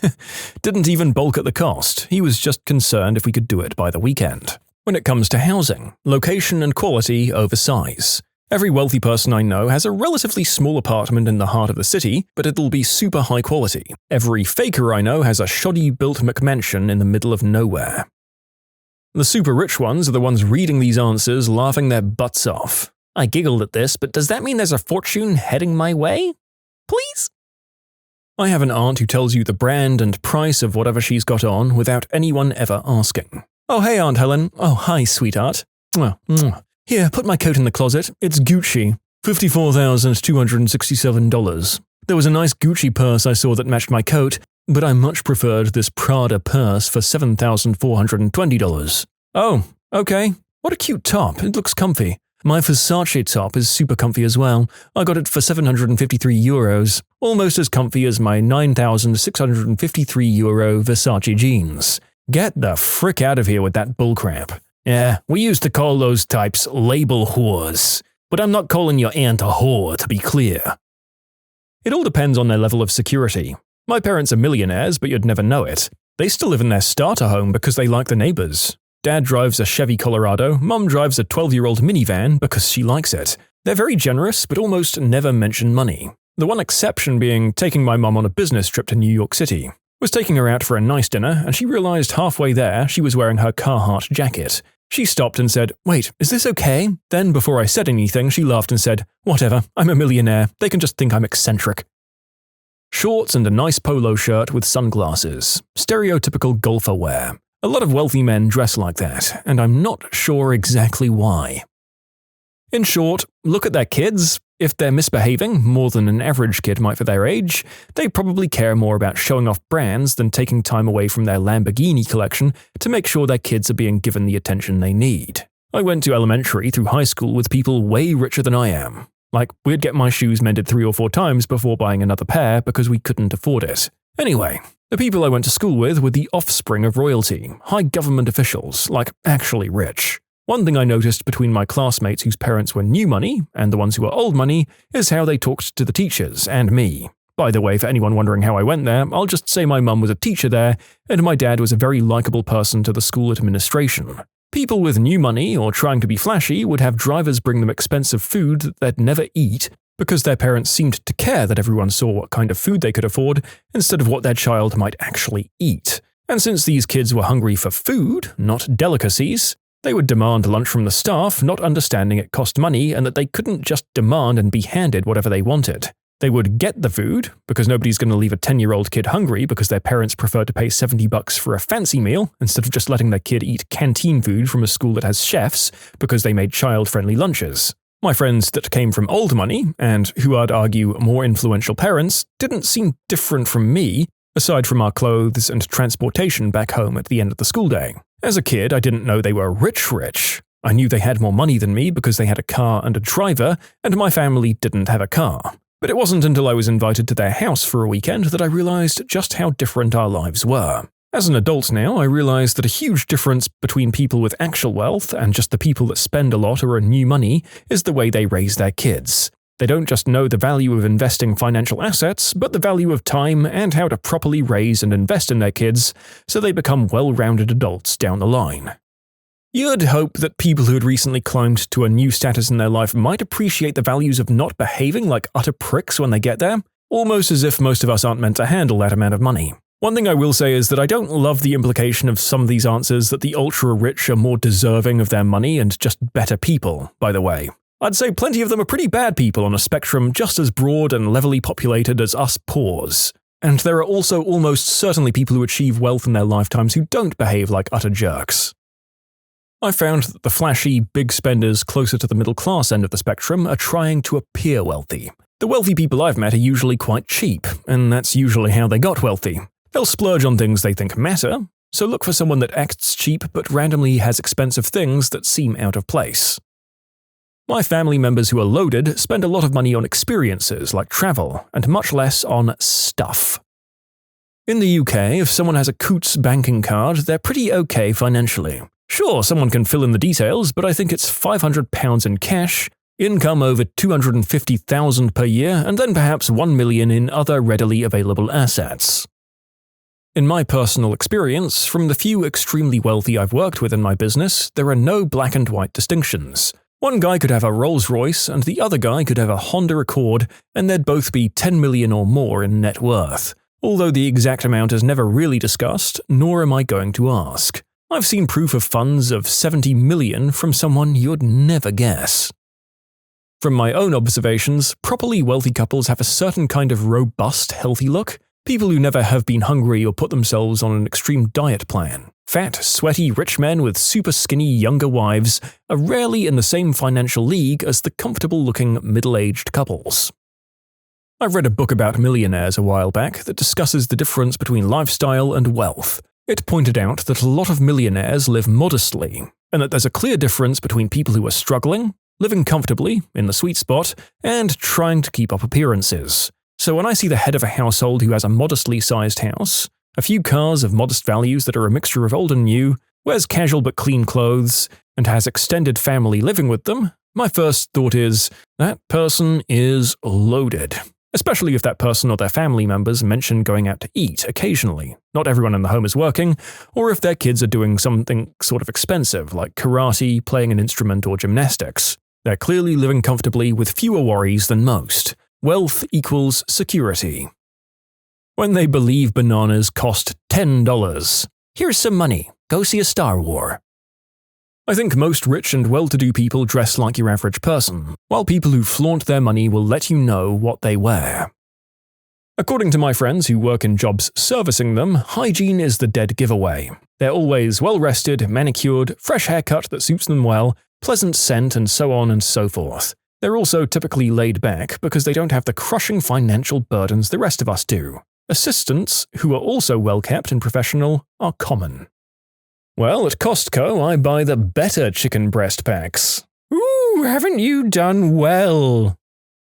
I have an uncle that won the lottery in the early 90s. He still lives in the same house he and my aunt bought in the early 80s. From the outside, it still looks like a little country house with a split log siding, but inside is pure luxury. He drives an 80s Chevy pickup truck. Same story. Outside looks like a work truck with worn paint and some rust. You pop the hood and it is chromed out and super clean. Manners. Someone that's old money can tell you where the head of the table is and why it's bad to be sitting past the salt and where that is. I've known some to casually mention that they're going to visit family on another continent just over the weekend. I knew a trust fund kid that had absolutely no social media, footprint, or presence. You know, I don't focus on others enough to care. My great-grandfather taught me to never speak of politics or money when meeting new people. He told everyone he met that he was a fisherman to gauge their perceptions of him, while in reality he was a very accomplished commodity broker. He said to me a week before his passing, "We all come into this world alone and helpless, and we leave the same. You're not your creator, therefore you have no right to judge anyone. Money doesn't make one what they are, their actions do. Be fair and kind, but ruthless if need be." My husband is a supervisor at Cost Plus World Market, and he gets wealthy people there once in a while. Wealthy people are polite, tip well, and forget that they bought $1,200 worth of furniture 3 weeks ago because it's like nothing for them. That's actually happened multiple times at his store. Sometimes they never pick it up. I've worked in fine dining catering, and I've dealt with a lot of upper middle class people and wealthy people. In my experience, upper middle class are stingy, rude, and treat you like they're doing you a favor by being in your presence. Wealthy people are once again polite, tip well, and invite you to join the festivities. They don't mind sharing some food or drink because screw it, they probably bought extra for the heck of it. When they sprinkle pine nuts on everything. If I were rich, I'd invest in cars. Not to be flashy, I'm just a car enthusiast. Some wealthy folks are just really frugal. I sat behind Warren Buffett in coach on a frickin' United flight once. You don't get rich by wasting money. The biggest secrets revealed by autopsies. Post-mortem plot twists. When my parents were in medical school, they attended an autopsy of a patient who had been in a car accident. The autopsy revealed that apparently this guy had survived a chest shot in Vietnam years ago that the surgeons and medics had left in rather than perform a risky surgery. The accident had actually migrated the bullet to his heart and was ruled the cause of death. I assisted with the post-mortem when I was a student. Female patient died in her 40s. Her medical history had extensive complaints of abdominal pains. One doctor even referred to her as a hypochondriac, and others commented on apparent anxiety. We opened her abdomen and she had extensive scar tissue. She was absolutely massacred inside from endometriosis. She suffered for decades and never got referred for a laparoscopy. She didn't have frickin' anxiety, she had a medical condition. Honestly, I'm not even surprised by this story. Oh, it's just women's pain. Been there, done that. It's so awful that some doctors don't take conditions like endo or polycystic ovary syndrome seriously and won't refer a woman to go and see a specialist or a gyno. That poor, poor woman. I hope she has some comfort and peace now. My friend once cremated a lady, and when they pulled the table out, there were 3 sets of forceps just sitting there. Most likely she died in surgery, but I always thought it was crazy that those were left in, and whatever metal they were made of clearly has a higher melting point than cremation temperatures. After my mother was cremated, my sister was curious and wanted to take a peek at her ashes inside the urn. She opened it and said, "Oh, right on top of those fine ashes was the hardware from the broken ankle repair she had gotten years before." Not mine, but a doctor I used to work with. Back when he was in school, he'd do his cadaver labs really late at night. There were too many people during the day. One time it was really late, around 2 a.m. He was listening to his lecture on his headphones and he saw the cadaver's arm move, like, twitch. He thought it was just his mind playing tricks on him, and then he saw it again. Proceeded to run away in a panic. He told a few of his classmates what happened, but nobody believed him. Next day they had a group cadaver lab with that same cadaver. The arm twitched yet again. The professor did some digging, and it turns out the patient's pacemaker was still fully functional and occasionally fired, causing the arm to twitch. He was so relieved. He thought there was a zombie in there. Yeah, but that scenario was one overconfident superior and a jump scare away from being the start of a zombie post-apocalypse movie, so I don't really blame him. In medical school, my group's cadaver was an 80-plus-year-old female who was extremely unfit. Morbidly obese with muscles half the size of any other cadavers. Her pectoral muscles were paper-thin, to get some reference. We figured she was bedridden during her last few months, which would somewhat explain these findings. When we started our neurology unit and began to dissect the infratemporal fossa, I discovered a small pellet under the skin behind her right ear. My tankmates and I went on to find dozens of these metal pellets strewn around her head's anatomy, with some lodged into the cranium and others in the bones of her face. We contacted her living relatives to get some clarification, and they ended up revealing that when this lady and her brother were children, like 8 years old, they were playing with an old decorative rifle that the family had mounted above the fireplace. Long story short, the brother accidentally discharged the weapon into the girl's face. The aftermath was that this lady was blind and wheelchair-bound for the rest of her life, and the pellets weren't all removed. It was an interesting dissection with that information from then on, but a sobering moment in reminding our class that cadavers are humans with their own struggles and rich lives. If you're considering donating your body to science, please know that we don't take the responsibility lightly, and a million thanks aren't enough. My old martial arts instructor was a policeman in the 80s. He was shot with birdshot in his torso, and many of the pellets weren't removed. He said that sometimes they make their way to the surface and he could just kind of scratch them out.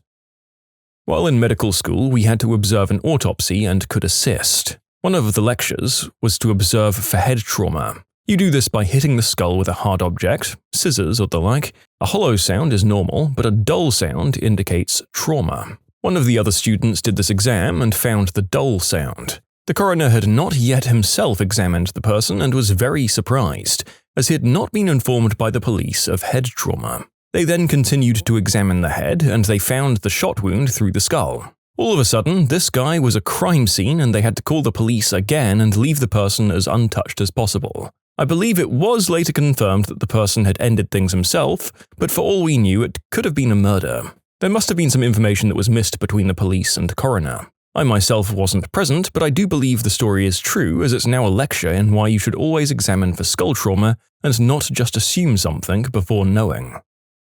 Masters in Forensic Pathology here. You'd be surprised to know the number of people that have life-threatening issues that never went diagnosed and that they didn't die from. Seeing an older guy who died of pneumonia in hospital. On autopsy, the guy both had an enlarged heart and a couple of medium-sized aneurysms in the brain.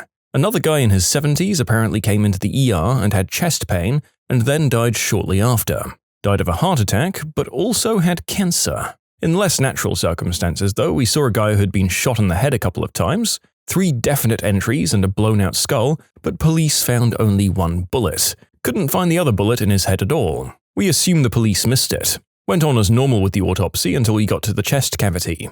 The other bullet was just chilling beside his lung. Turns out it entered the skull, hit the inside, ricocheted down his neck and into the chest. That was pretty wild.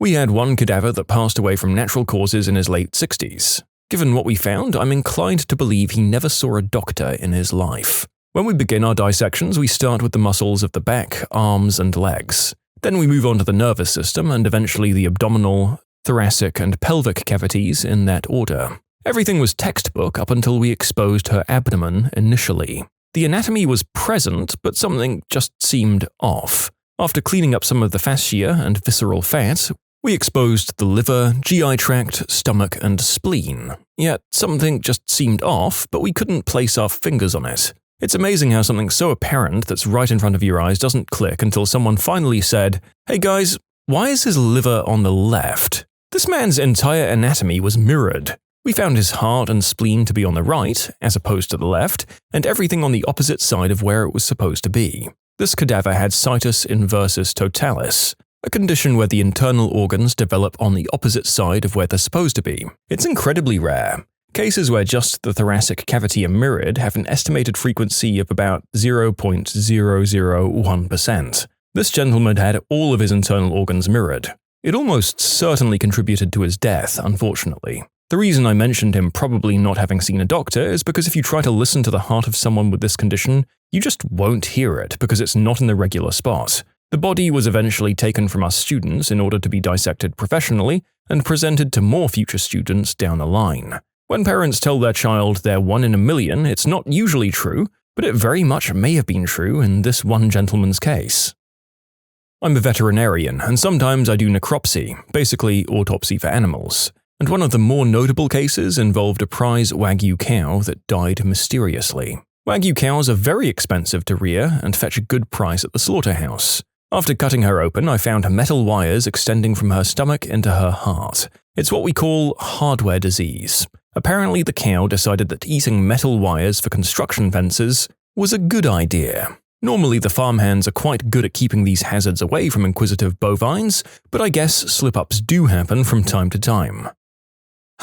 So I guess horses aren't the only ones to nonsensically eat things that demonstrably don't taste or feel good inside them, and then just keep doing that same activity until they die. I thought the bovines had a bit more brain than the horsies. The more you know, I guess.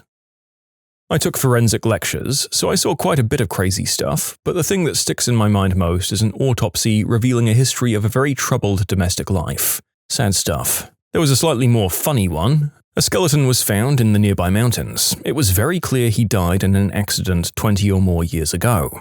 However, he had to be identified via DNA. Turns out his dad was not his dad, but his uncle. Sparked a whole public family drama show because the family was well known in my area. Not exactly an autopsy per se, but it was a patient found unresponsive with CPR in progress by emergency medical services. The man was clearly homeless based on his appearance and smell. He reportedly hadn't been seen for several days by his friends and was eventually found behind a fast food restaurant dumpster. We were briefly able to get a pulse back, and when the nurse cut his pants off to place a catheter, we saw the cause. He had fashioned some sort of makeshift ring out of the neck of a plastic bottle. It was way too tight and completely cut off the circulation. His member was fully black and necrotic. I did a bedside ultrasound and found his abdomen full of free fluid, which is real bad. Most likely his bladder had ruptured from being unable to pee for days. His labs suggested he was in septic shock and full-blown renal failure as well. He didn't survive much longer than that. And another one I remembered, in my final year of training we had a cadaver lab to practice advanced airway management techniques. We're talking things like difficult intubation, cricothyroidotomy, that kind of thing. While I was helping an intern do a basic intubation, she commented that the tube wouldn't pass. I think she has some kind of growth or mass in her airways. I took a look, asked for some forceps, and pulled a half-eaten hot dog out of her larynx. It, of course, had been embalmed along with the rest of her. Cause of death identified.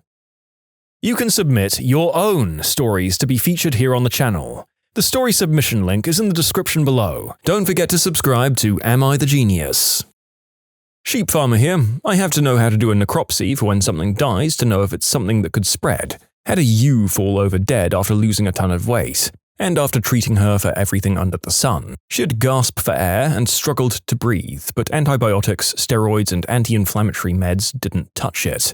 She finally passed away and I cut her open to see what the heck was happening, fully expecting to see lungs riddled with some kind of disease. Her heart was 5 times the normal size and as hard as a river stone. My guess is that she'd had that issue her whole life and it didn't kill her until she was 2. I'm a ranch manager, and at the end of season, ranchers submit an end-of-season report that basically says how many, what dates, in what pastures, and number dead and from what. The sheep ranchers just have so many more deaths. I swear that sheep want to die. My dad used to perform autopsies. His best story was that they bought a body that had no real indication of any issues. After examining the body, the only thing of note that was there was blood coming out of the guy's rectum. They began the autopsy, and the guy's organs were completely liquefied, and the body cavity is filled with lead shot. It became apparent really quickly that somebody had shoved a shotty up his butt and pulled the trigger. This was in the 70s, and I still have to wonder what this guy did to tee someone off enough to get a firearm up the wazoo. Training in the medical examiner's office, this elderly woman found dead by herself in her home. There was nothing suspicious, so I was given the case. We took out all of her organs and dissected everything. Completely unremarkable so far. I cut through the larynx as the last step before I could clean up and finish the case, and boom, giant piece of chicken trapped in her windpipe. Died choking on dinner. I did the autopsy of both a robber and his victim. The robber shot the victim in the back when he tried to escape in a motorcycle, and the robber was shot by the police in the exact same situation. What's interesting is that they both died by exactly the same lesion. Both of them had their fourth lumbar vertebra shattered and their aorta, the main artery of the body, sectioned at the same level. I thought of it like an extreme example of instant karma. In college, I took a figure drawing class, and the teacher was adamant that you couldn't draw the figure if you didn't know what was in it. So he dragged us over to the anatomy lab and had the anatomy teacher show us 2 cadavers that were being dissected by their medical students. When it came time to ask questions, of course, "Have you ever found something weird in a body?" came up. The story is as follows. They get a body, and for legal reasons they aren't told much about the person aside from medical history. They were told that the old man was a sort of rock star type and was a one-hit wonder from his youth, and to use extra discretion with him in particular and not tell the students who might recognize him. The lab was full of 20-year-olds, so nobody recognized who he was. I'm unsure if the teacher even really knew, but it didn't sound like she did. They didn't know what his deal was, so they wrote it off as a non-useful information, aside from his lifestyle. He had substance use and alcohol issues in his life, and they were told that he partied a lot. Cool, seems par for the course. And the man's downstairs is fully engorged, like rigid, like 100% of the time. Teacher didn't think much of it, aside from that he was particularly well endowed, and everybody wrote it off as not important to their studies. So they go through the general dissection, that they usually do. One kid wants extra credit, and the teacher said, "Sure, dissect his member. See why it's still hard. Write a report." Apparently they don't normally do that for that particular class, so that particular organ itself goes untouched from their dissections, so it would have otherwise always been a mystery. And the kid finds an actual rod that the guy had medically inserted under the table, i.e. not in his medical records. So this guy had ensured that he'd always have a raging one and could get it up while on substances. They suspect it was done 30 to 40 years prior to his death. They removed it and kept it in the lab, I believe to show students as part of a section on under-the-table medical surgeries. Anyways, that was probably the best day in figure drawing class I've ever had. I once heard a story about a guy who died, and completely unrelated to the main complaint during the autopsy, they found a grapefruit up his butt. Apparently it had just sort of been there the whole time. I guess at the end of our lives, the real friends are the ones who stick a grapefruit up your butt along the way. Is this better or worse than being found in dirty underwear when you die? My mum didn't cover this one. I worked at a coroner's office for a while, and once we had a guy who we thought had passed away from taking too much crystal. Well, we started the autopsy, and I went to cut his lungs out, and blueberry muffin mix started coming out of them. I stuck my finger in his mouth, and it was full of blueberry muffin mix. And it was in his throat. Turns out he had taken just enough crystal to pass out while eating the muffin mix and ended up choking to death.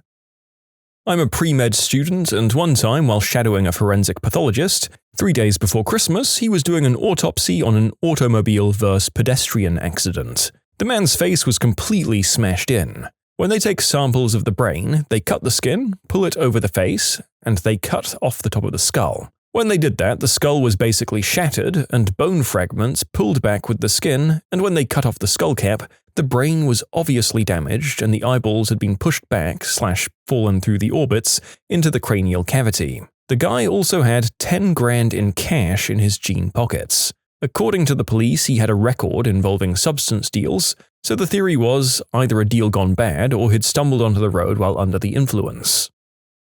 Not a doctor, but a whole-body scientific donation technician. I'm the person who dissects cadavers after they're donated. We very commonly would get young cases, normally people who'd taken too much illegal substances. Had a mid-30s female, went to the medical examiner prior to donation, but they only did an external evaluation.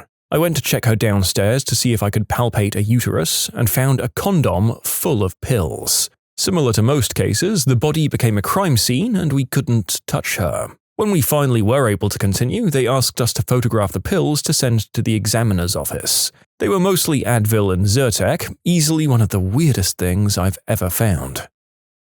Forensic pathologist here. Two come to mind. I just moved back to my home state where my family lives. Get a case with a man with a distinctive last name in the family tree. I put a text out to my mum to see if we're related, but before she texted back, I pulled the sheet back and already knew. He looked like me. It was my great uncle. Then I got a case where it was a house fire death. On exam, he's got multiple textbook blade wounds. I spend the next 30 minutes getting quizzed by the PD, like, are you sure? Completely gaslighted because they thought that this was just a straightforward house fire. Unfun fact, fires are not an uncommon way for people to try and conceal a homicide. I worked at an animal hospital. They did necropsies for zoos all the time. An alligator had died and they shipped it to the hospital, refrigerated and stuff, to stop the decay. They took it out and put it up on the table. After doing all the paperwork, they started opening up said alligator. After the first cut, the alligator opened its eyes. Turns out it wasn't dead. The zoo vet mistook an illness for death, and the low temperature basically put it into a coma. During my internship rotation a couple of years back, a 40-year-old guy came in because he's suddenly collapsed while drinking with friends. He came in unresponsive, mouth bleeding, and not breathing. So we had to intubate him. For some reason, the endotracheal tube, the stiff tube placed inside the trachea to help the patient breathe, just wouldn't go in. But we managed to suction copious amounts of blood clots. After CPR, still with unsuccessful intubation, so we had to bag him with a face mask, this patient was declared dead and diagnosed with a ruptured abdominal aortic aneurysm. During the autopsy, they found out the guy was apparently shot by a weapon from the top of the head. The entry wound was obscured by his hair and was barely bleeding at all. The bullet somehow went through the back of the guy's throat and made a hole behind the base of the tongue, which the endotracheal tube kept slipping into. I used to assist with wildlife necropsies for the State Fish and Wildlife Department. Two come to mind. Somebody had shot an otherwise perfectly healthy-looking deer, and they brought it in because, quote, we found something weird, when they cut it open to gut it. Sure enough, there was a cantaloupe-sized sphere of tissue in its belly. It had thick, very smooth, slightly rubbery walls. The vet was pretty sure it was an abscess, but said it was the largest walled-off one she had ever seen, whole like this. Cut it open, and sure enough, the walls were about a quarter-inch thick, and then it was just all pus. A meat cantaloupe filled with pudding-thick pus. Gotta say, a meat cantaloupe filled with pudding-thick pus is one hell of a sentence. My grandmother had a massive stroke in her 30s that paralyzed her entire left side, and died in her 60s from a heart attack. But while doing the autopsy, they found out she had bad lung cancer, and she never had any pain from it because it was in her left lung. She was a very heavy smoker, so it made sense. It's just crazy that she had lung cancer and never even knew about it. Before the sting. What were they like before they were exposed on the To Catch a Predator show?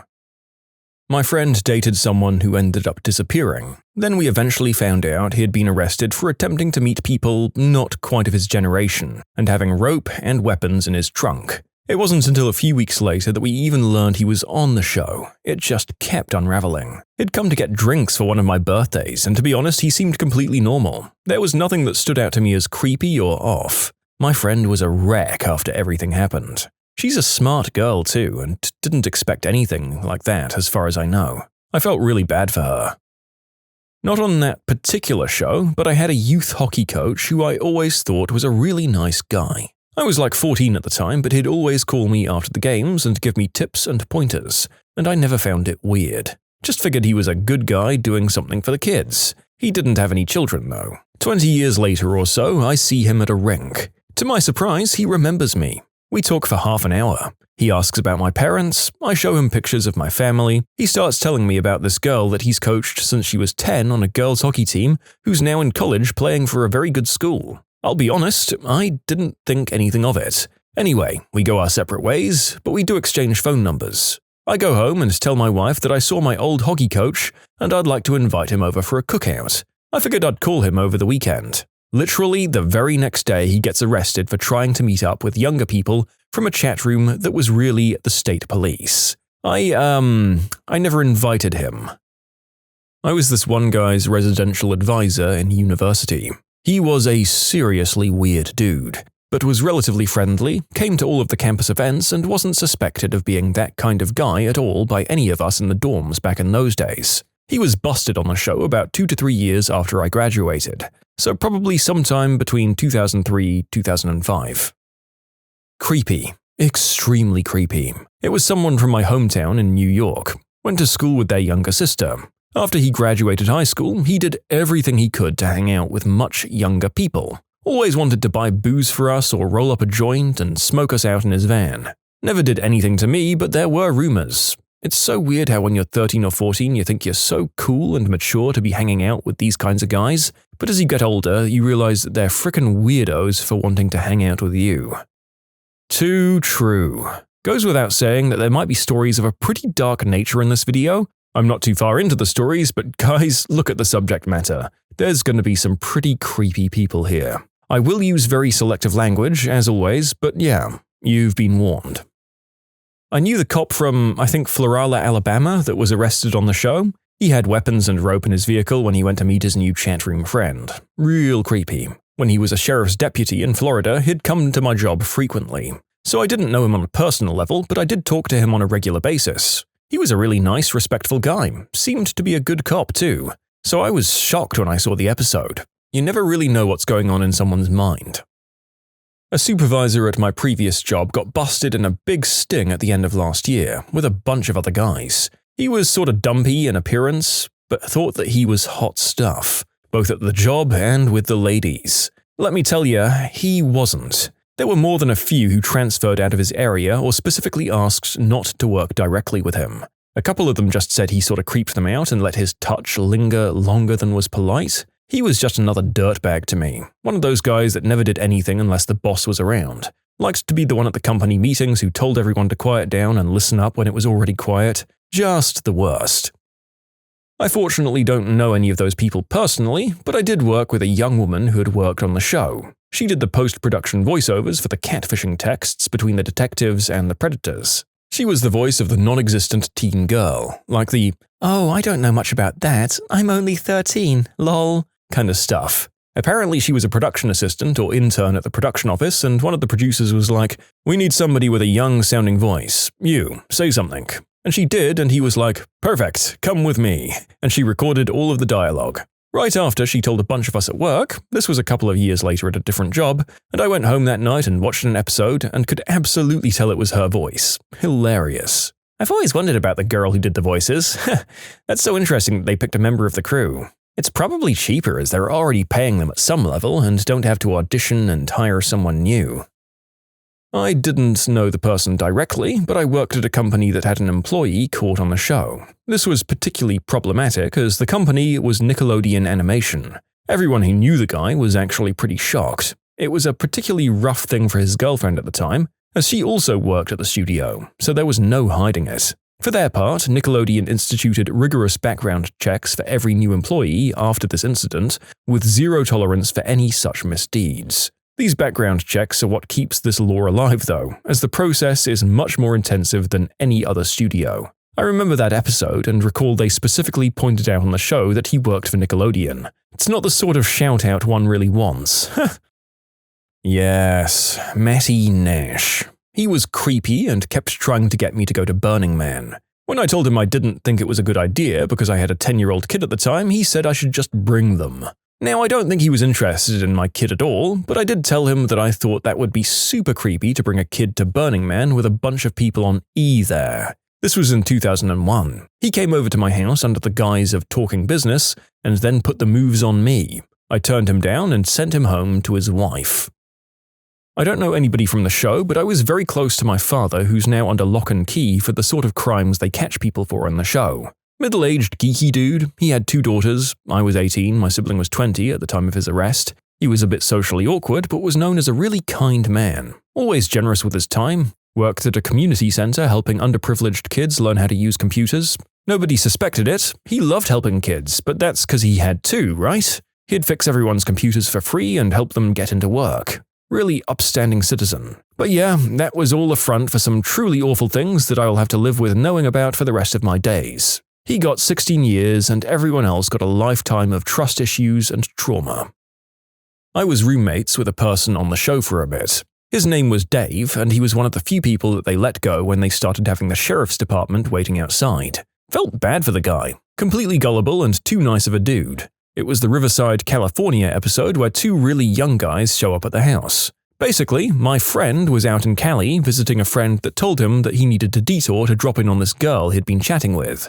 No age had been mentioned at this point, and it's not like he could say no, as the only car they had was this one friend in California's car. So he's like, sure, I'm down to tag along, immediately regretting the decision when Chris Hansen just pops out. They only interviewed his friend, and he just had to stand there nervously guzzling a rock star, waiting for it all to be over. Funnily, when Chris told them that they could go, they thought they were in the clear, and were giggling on the way out until a bunch of cops in tactical gear jumped them in the driveway.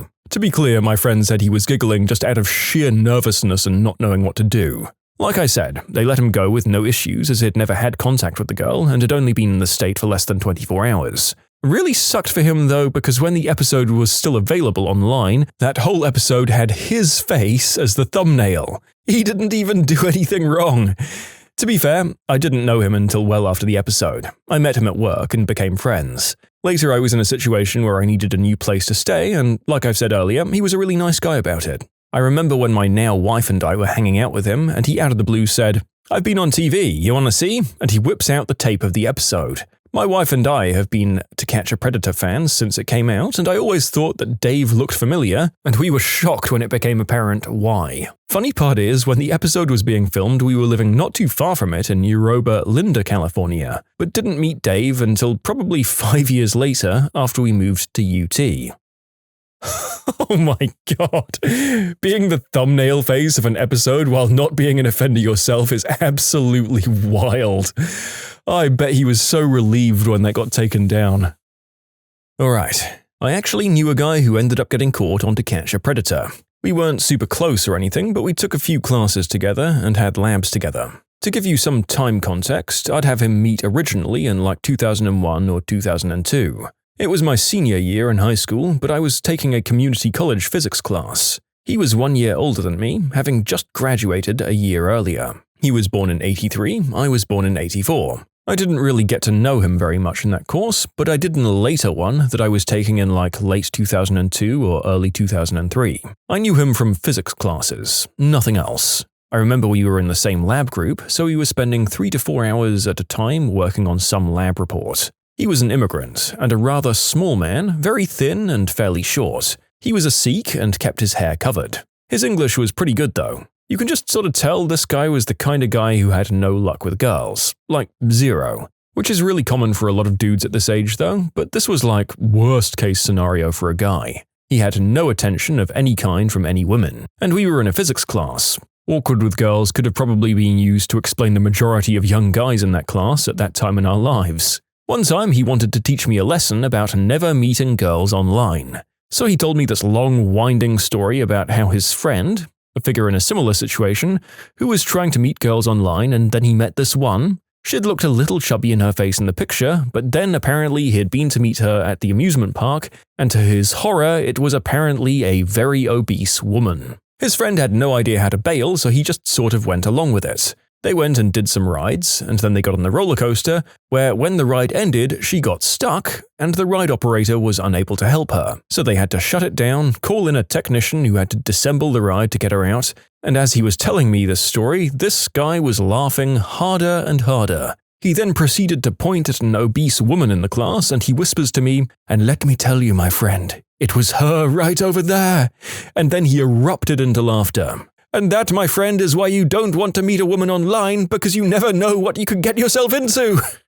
The laughter went on, high-pitched, loud, and for way longer than even a Family Guy joke would dare drag on for. I remember the class he told me this joke in, and I remember taking it in spring of 2003, so I would have been like 18 or had just turned 19. That was the last class I took with him. But I do recall seeing him in the summer of 2004 at a different school when I was waiting for a ride home in a parking lot for about a minute or two. Basically just said hello, asked what we were doing at the place, and then sort of just left. He and I were never online buddies, MySpace friends, or did anything in any social context outside of a classroom or lab.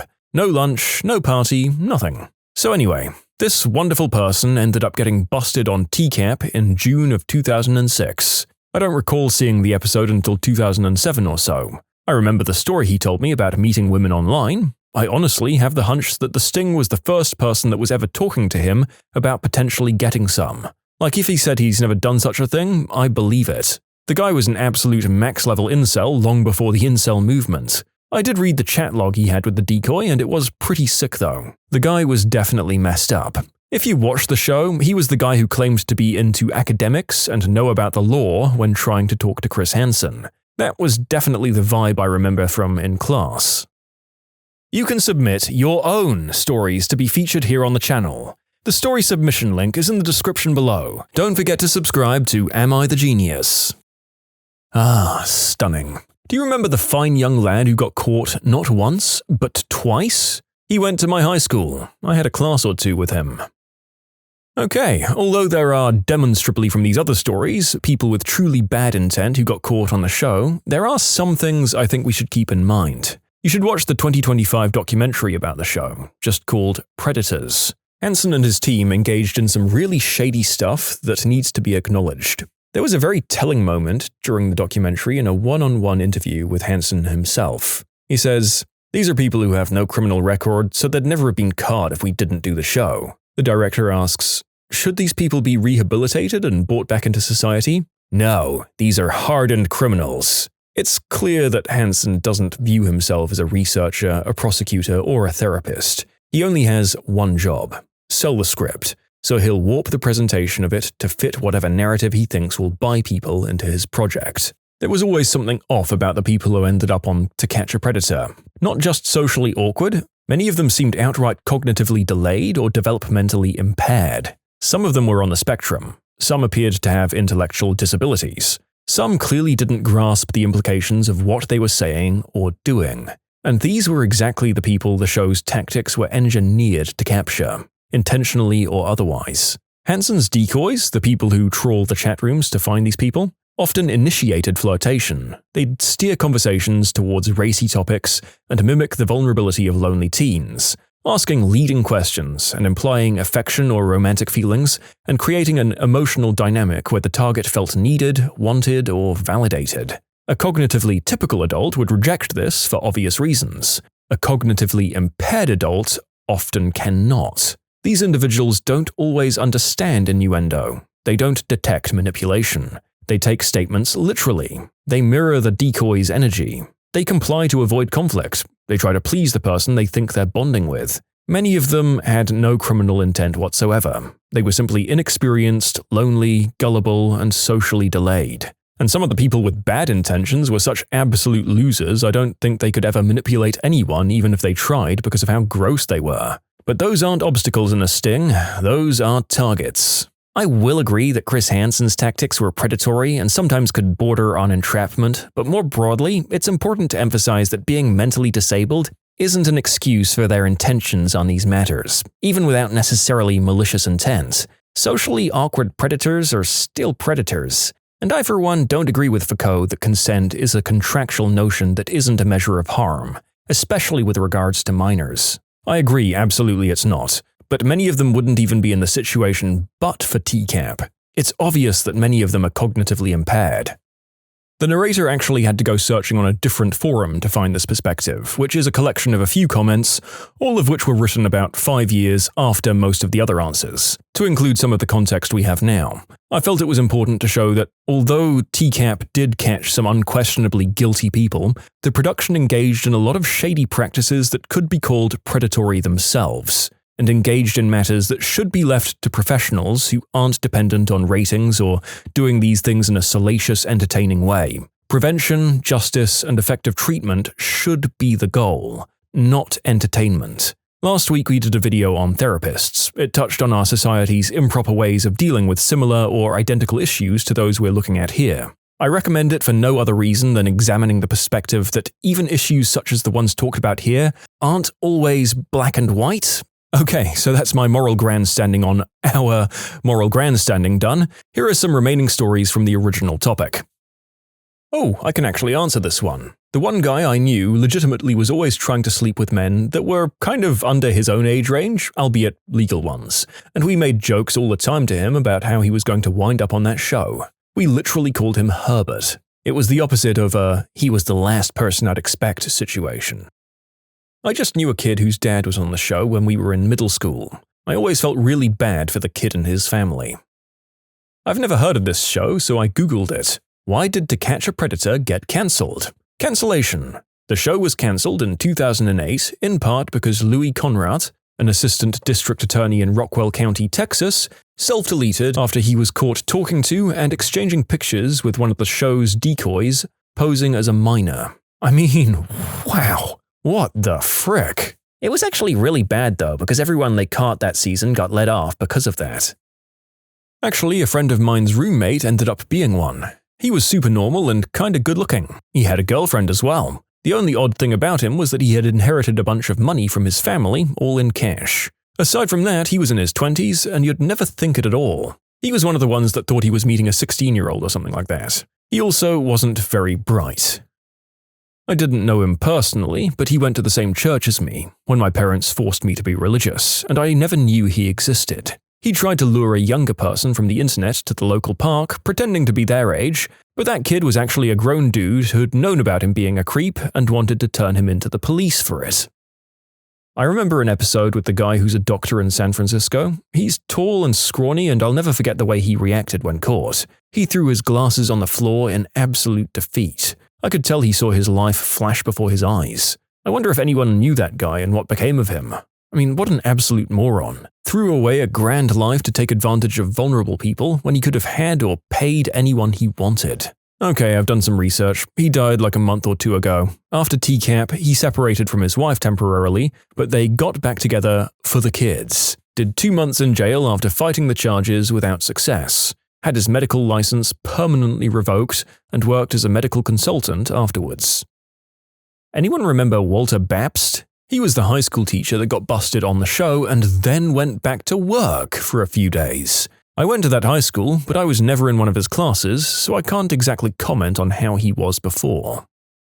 I don't think he was on the show, but when I was waiting to leave for Navy boot camp, one of the recruiters was caught in a sting operation. He thought he was texting and meeting up with someone outside of his generation and went to meet her during work while in uniform and in his government vehicle. I know that he was arrested, but I don't know what happened besides that his wife divorced him. Well, he, a 40-year-old man at the time, wasn't on the show, but he was busted in a police sting. Thought he was meeting a younger person at a park, and he had a bag of instantly incriminating stuff on him. He'd been chatting online with an officer posing as the younger person. Creepy stuff. Anyway, he was part of my friend group at the time. I wasn't super close with him, but I'd spent some time around him in pretty normal group activities. He was a bit weird, but most of our group was as well, so he didn't really stand out. He'd make some pretty odd comments about women, especially younger ones at times, and usually get mocked for it, but I don't think any of us thought he'd do anything like he did. He was married, happily to the best of my knowledge, and had a really good government job. When news reached our friend group, it was a pretty big shock to all of us. But it definitely brought to mind some of the weird stuff he'd used to say. I think everyone pretty much immediately blocked him on social media. I don't know how much time he spent in jail, if any. I know he lost his wife and his job. Last I heard, he had moved across the country. He doesn't come up in conversations much anymore, but anytime he does, we refer to him as Predator Bob. Our life after adopting an older child. The good, the hard, and the real. We adopted a child who was 11 when I was 21. He was my wife's younger cousin, and his household was marred with substance overuse, filth, instability, and mental health issues. Knew it was bad there, but didn't know how bad. Took him, aged 11, and his brother, aged 14, for a summer once, just to give them a break from what we thought was a dirty house with an overwhelmed parent, until I took them back the week before school started and saw the filth firsthand. The smell and the random people coming in and out, the wreckage we were about to have to leave them in, the fact that this time his Xbox and games, that I'd hand-me-downed him, had been sold along with their TV. These two kids had one mattress on a floor, and the younger one said, "I can't wait for school to start back." And when I asked why, he said, "Because then I get to eat every day like when I'm at your house." I told them to just get back in the car. His mother never even bothered to call to ask why he or his brother didn't come home until tax season, to make sure we didn't claim them on our taxes. Never wished him a happy birthday, Christmas, or nothing. My wife and I grew up very quickly. We worked hard and got full custody about a year later when he was 12. He grew up happy and healthy, successful with great grades and a good head on his shoulders. His brother, who was 14, lived with us for the first year, then he'd go back and forth trying to help his mum get her life together before returning again. But for the most part during those years, it was the younger child we had full custody of, and the older child came and went as he needed. It wasn't until years later when the younger of the two moved out with his friends, instead of taking our offer to go to college right after school, and began having substance issues of his own, that we learned of the extent of the mistreatment and neglect he'd endured at home for nearly his entire childhood and just kind of kept inside. Without going into specifics, it was heartbreaking. He ended up going through a pretty severe addiction period in his early to mid-20s, and regardless of what we've tried and how many small successes we've worked with him to reach, he always ends up in a severe depression and turning back to using again. The last time I talked to him, about a week ago, I told him I loved him and would help him get into a very nice rehab community when he's ready and help him get a good job and place for himself. But only when he's ready to be clean. And until then, we simply can't do anything with or for him, and it was a real hard conversation to have, let me tell you. I'm in the second half of my 30s now. We have 3 children in grade school who need me like he did then, who also love him. Our eldest kid looks at him like a big brother. But unfortunately, we have to keep our distance a bit so they don't have to see close up the ugly side of addiction in someone they love. Now he's an adult in his mid-20s, himself making these choices. We can't have any real relationship other than the occasional call or letter until he's done. He loves them too, but he's got some demons that we can't possibly understand, and until he's ready to get help for them or help for his addiction, we don't have much of a relationship. His brother worked hard and straightened their mother out over the years into a functioning adult and mother. She got her life together, a job, a place, everything, and as adults, never left her. In fact, due to him, his brother spent the last years of his teens sharing our household and hers back and forth, which wouldn't have been possible without him. The older brother and her are roommates now, and we're very proud of him for the man he's become, what he's persevered through, and the incredible progress he's made with their mother, and how he's stuck by her side now, providing as equals. I never realized it, but he and I really grew up together, only being 5 to 6 years apart in age, and were best friends for years as young adults, even after his younger brother moved out. One of my biggest regrets is somehow letting those days end. He loves his brother too, but his and his mother's relationship with his brother is the same as ours. The delicate balance between helpful and love versus enabling due to understanding the pain he's probably trying to understand or repress, until he's able to beat this, and he will. Nothing is perfect, just what you make of it, I suppose.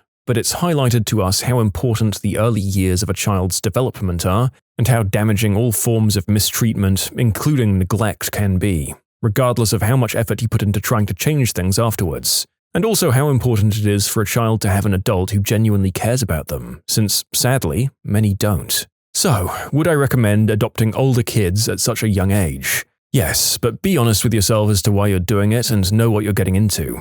You're not getting a good or bad kid, you're getting an opportunity to be a good or bad parent. Children this age need you just as much as a baby does. They bring happiness the same way a baby does, and also present their own unique challenges, the same as parents do, which is what they're signing up for too without knowing. And most importantly, the reason you should be adopting is for them.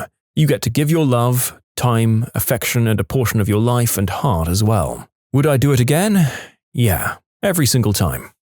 I really want to believe that I could step up and do this if it were required of me, but my God, I don't know how you carried the sudden financial and emotional burdens at such a young age, nor how you dealt with the heartbreak of seeing one of your new dependents fall into some rough ways. Well done on making a positive difference in their lives in any case. Your compassion probably stopped either of them from falling into a worse hole not of their making.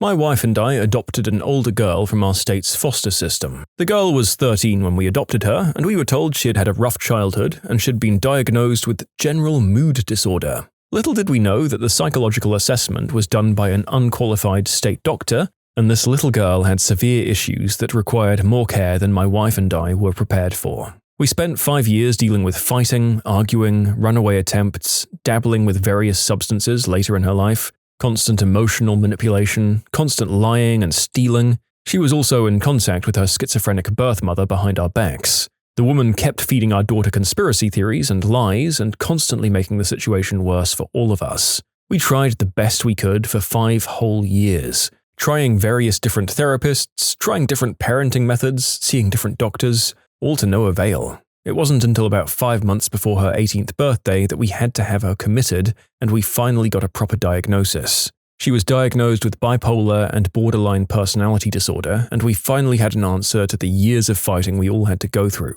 We did our research and learned the proper ways to parent a child with these conditions, and things began to improve over the last few months she was with us. But on her 18th birthday, she bailed, and we haven't seen her since. That was 5 years ago.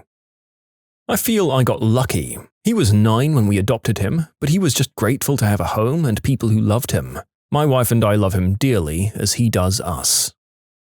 My pre-adoptive son just moved in 6 weeks ago. He's almost 10. Him getting there has been a bit of a long and wild story, but he's been in care since he was 6. It hasn't been easy, but there's so many older kids who need families. My biggest thing is just to make damn sure you're committed. Know your limits, be honest with yourself and your adoption coordinator, and demand honesty from the social worker as well. Ask for psych evaluations and treatment histories, because if you convince yourself, oh, I can handle this, and you change your mind, you're just re-jeopardizing that child's life. My son has complex trauma from years of a horrible home life, but the thing he talks about most after his meltdowns? It's having to leave his first pre-adoptive home because he kept losing his temper and throwing things. He's been in 4 or 5 placements and a psychiatric residential treatment facility since then. I work with girls involved in juvenile justice, so I felt uniquely prepared for this situation, and even for me it's been physically and emotionally exhausting.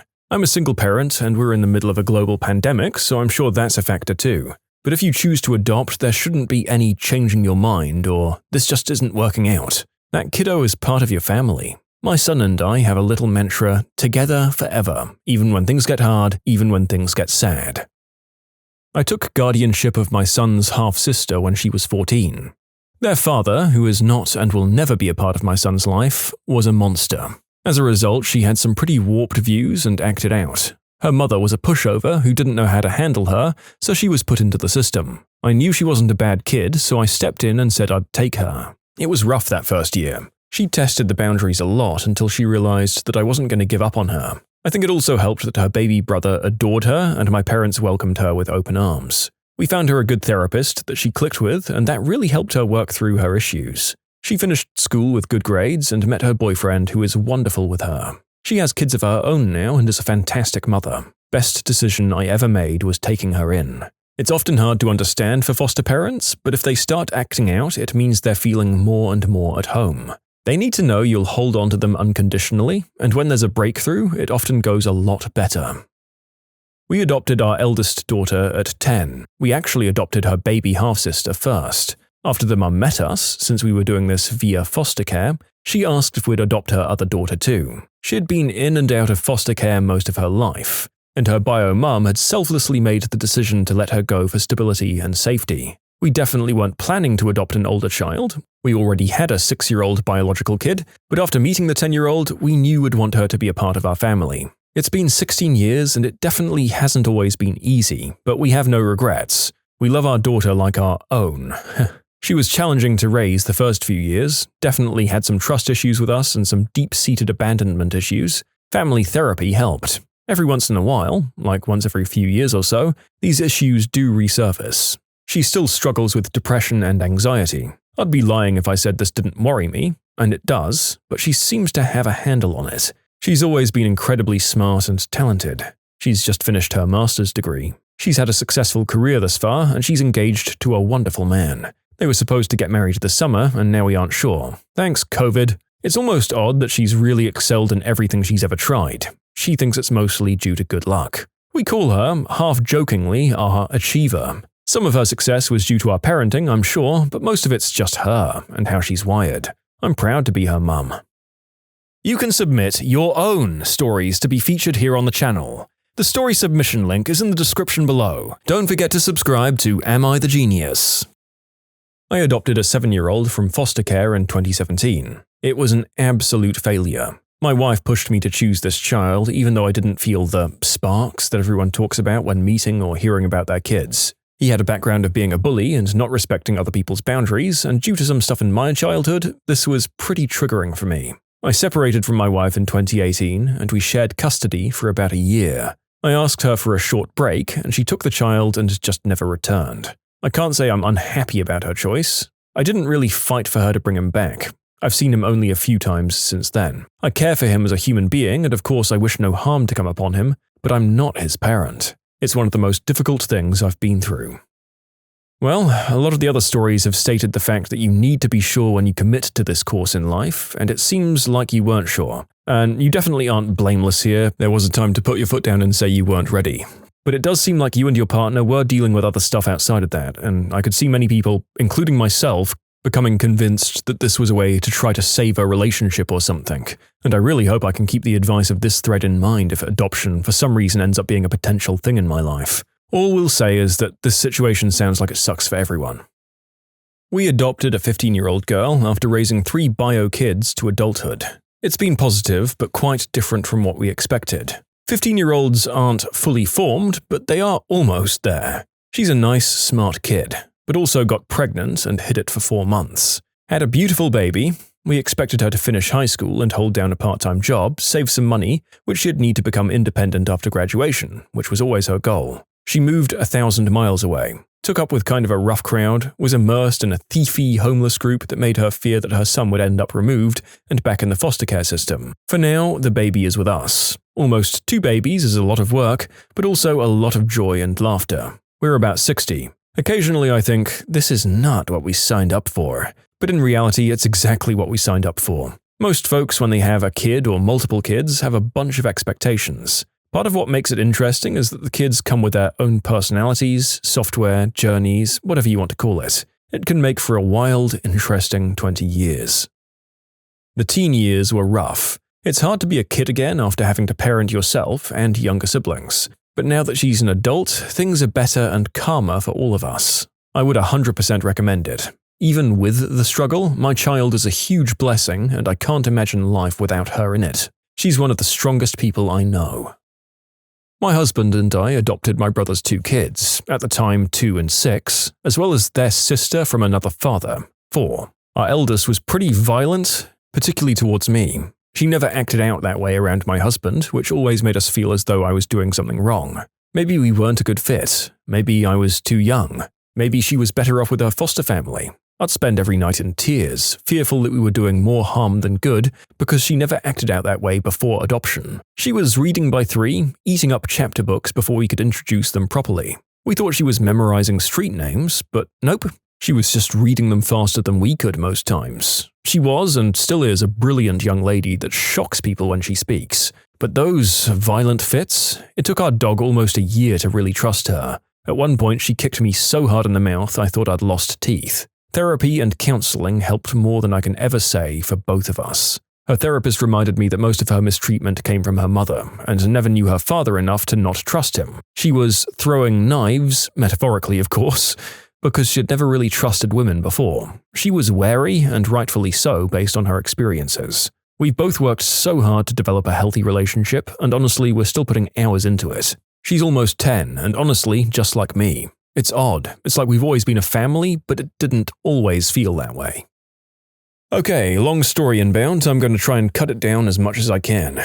My wife and I are a little older, so when we decided to adopt, we opted for an older child for a host of reasons. One being that it made more sense for us financially. Healthy infant adoptions are crazy expensive for average people like us, plus the long waits and things. and also because our hearts went out for older children whom society generally wants to look over and forget. These kids need a home too. We chose to adopt from the foster care system. This meant taking the same set of classes as standard aspiring foster parents, so even though we had no intention of becoming actual foster parents, we learned what they learn and became legitimate foster parents.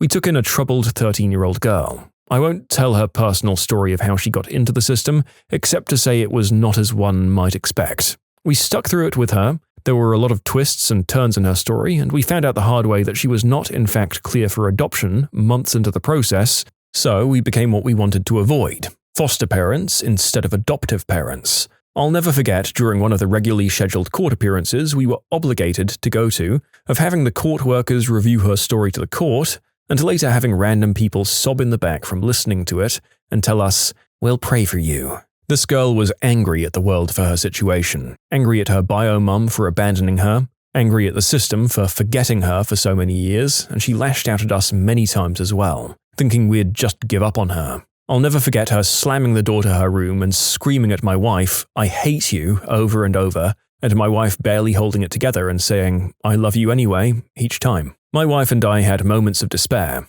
When one of us would grow weak and say we couldn't do this anymore, and maybe we should consider giving up, the other would remind us, well, what would we do in this situation if she were our child? And we'd nod and press on. One day, about a year and a half in, this child turned to me while I was driving her somewhere and said, "I don't want to go back to my bio mum, I want you. I want you to be my dad." And I, a grown adult man, broke down and wept. The adoption went final when she was 15. Yeah, it was that long of a process, but the actual adoption took all of 5 minutes in a judge's chamber, for which this girl quipped, "That's it? Just the stroke of a pen? I'd have lent you a pen years ago." People who didn't know us back then honestly are surprised to learn she was adopted.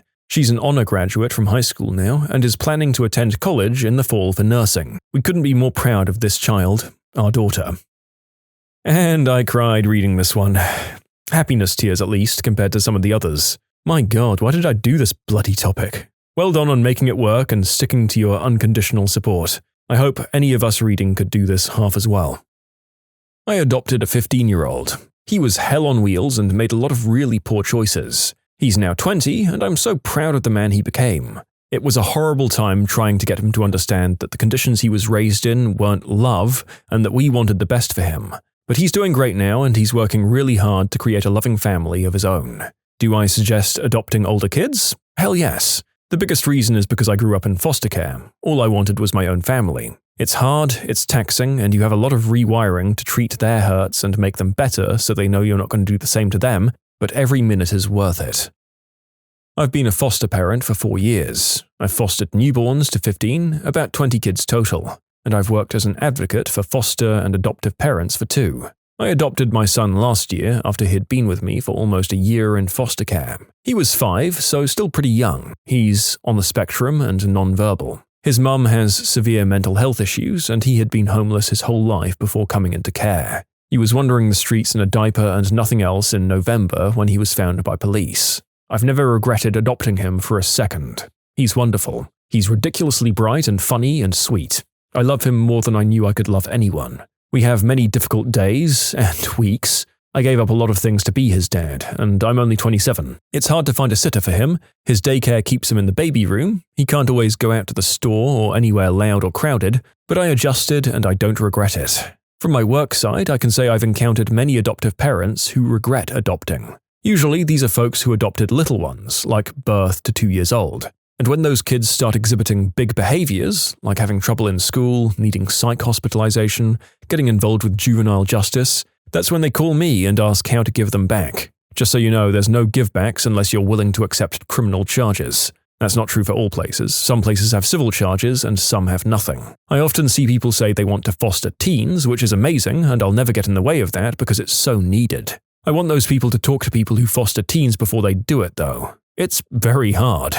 Not just hard like remodeling your bathroom or getting a work project done. There's no finish line. It's always a struggle. There's a lot of good days and happy times, and it is worth it. But people who talk about their kids going on to law school or even college, in my experience, are the minority. Kids with trauma often need lifelong support. That means when they're 20, 25, and you'll still be lending them money or driving them to rehab or dispensing medication. And if they have kids, they may not be able to parent appropriately without a lot of help. I know a lot of adoptive parents now raising their grandkids as well. In short, fostering is very, very hard and not for everyone, but it is worth it. I'll add, because I was thinking about this, because it's 5 a.m. and my son is doing gymnastics in his room, that I wanted to clarify, people who call me to give their kids back aren't bad people. They're tired, burnt out, hopeless, scared, and desperate. Often there are other kids in the home who are being affected by the kid.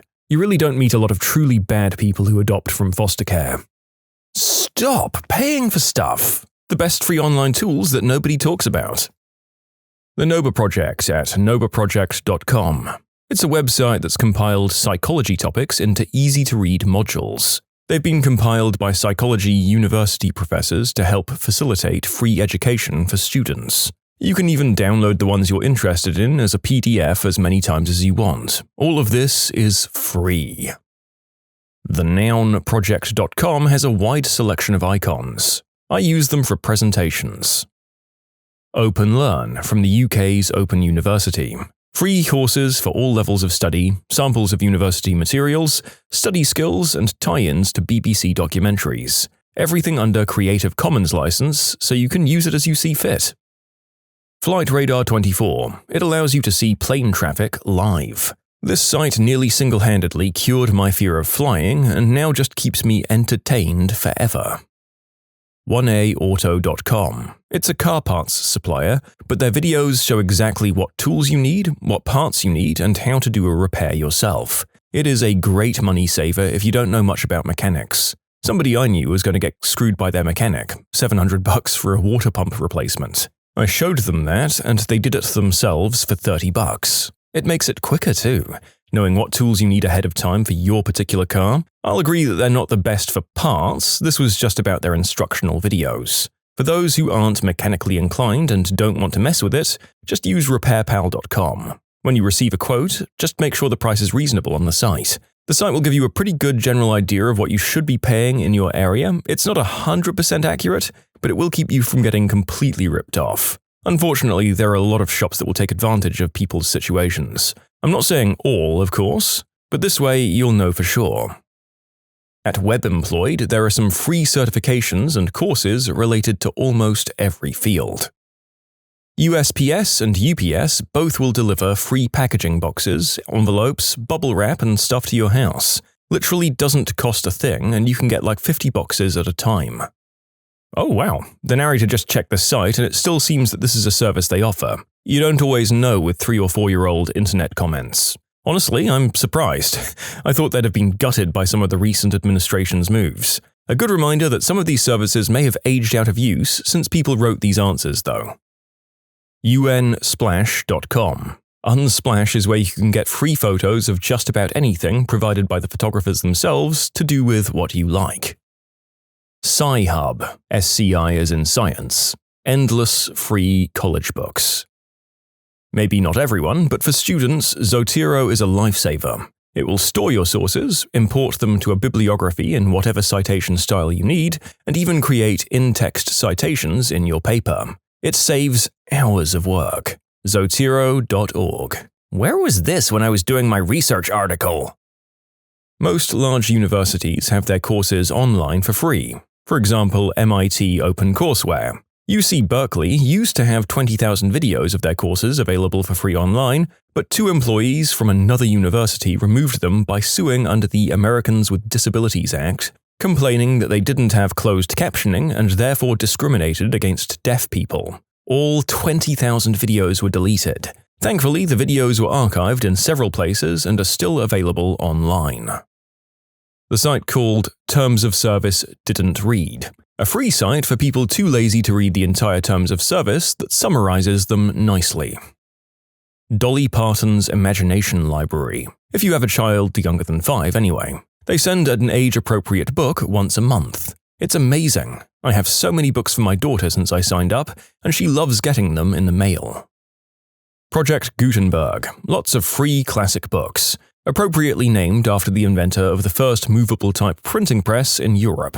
Can I add in openlibrary.org and archive.org too? There's a lot of free useful books and articles with both of those.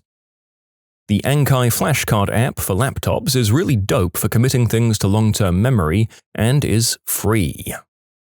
Photoforensics.com.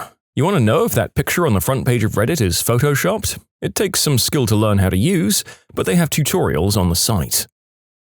Windy.com. Weather report with good graphics. 10minutemail.com. Quick use and throw emails for signing up to crappy sites that need your email address. And PCPartPicker.com if you're into PC building. Canadians can get a free Canada flag that was flown on Parliament Hill. And there's only a 40-year waiting time too. The wait time is up significantly now. Last time I checked it was something like 92 years. Oh wait, I stand corrected. According to the Government of Canada website, the peace flag wait time now exceeds 100 years. The lesser requested other Parliament flags also exceeds 100 years. Library Genesis, a great place to look for and download university textbooks for free, as well as other books. Alright, some people have pointed out it's unfortunately been blocked in some countries. A VPN or Tor could help this cause. I will always upvote LibGen. My first 2 semesters of college, I went through Amazon or on-campus bookstore, and then discovered LibGen because of Reddit, meaning I bought maybe $150 worth of textbooks for the rest of my undergrad, totaling only about $500 for all 4 years. Unfortunately, it doesn't work for everyone, since more classes are having online access codes nowadays. My roommate was spending $1,000 on textbooks a semester solely for the access codes because his business classes all used them. If you have an EDU email through your school that uses Gmail, you get unlimited Google Drive storage. A website called My90s.TV. It's more of a novelty website, but I think it's pretty cool and you can lose yourself for hours with nostalgia. It basically uses YouTube videos to simulate watching TV in the 90s, and you can specify what year you want and what categories you want to see when you change channels. There's also a My80s.TV and a My70s.TV.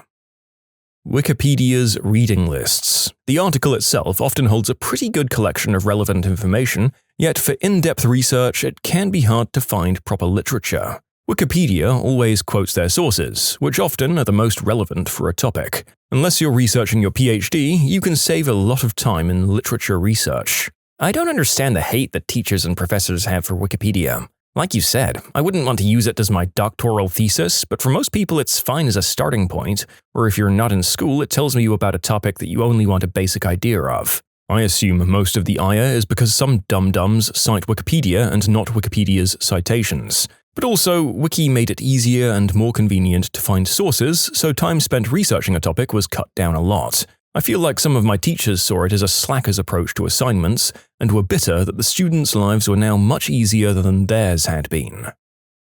Astronomer here.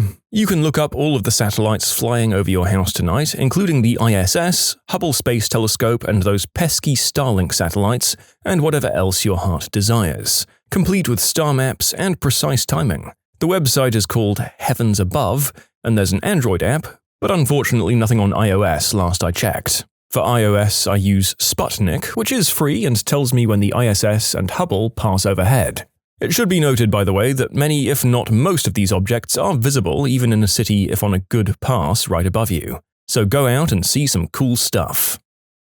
Skiplagged.com for flights. It's so good that United sued them and lost. They essentially exploit the pricing manipulation that airlines use. For example, if you want to go from Phoenix to Atlanta, sometimes a ticket from Phoenix to Fort Lauderdale connecting through Atlanta is cheaper for some reason. This website finds those flights for you, just don't check a bag.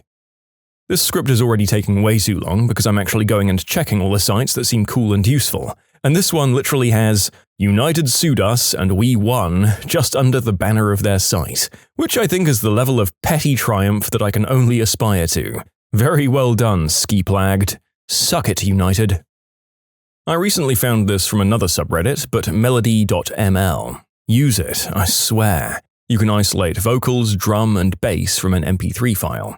You'll need an email address to download the isolated files, though. Instead of using my own email, I just used a 10-minute mail and downloaded it that way. Today, I isolated the vocals from a song, and it's surprisingly a good quality.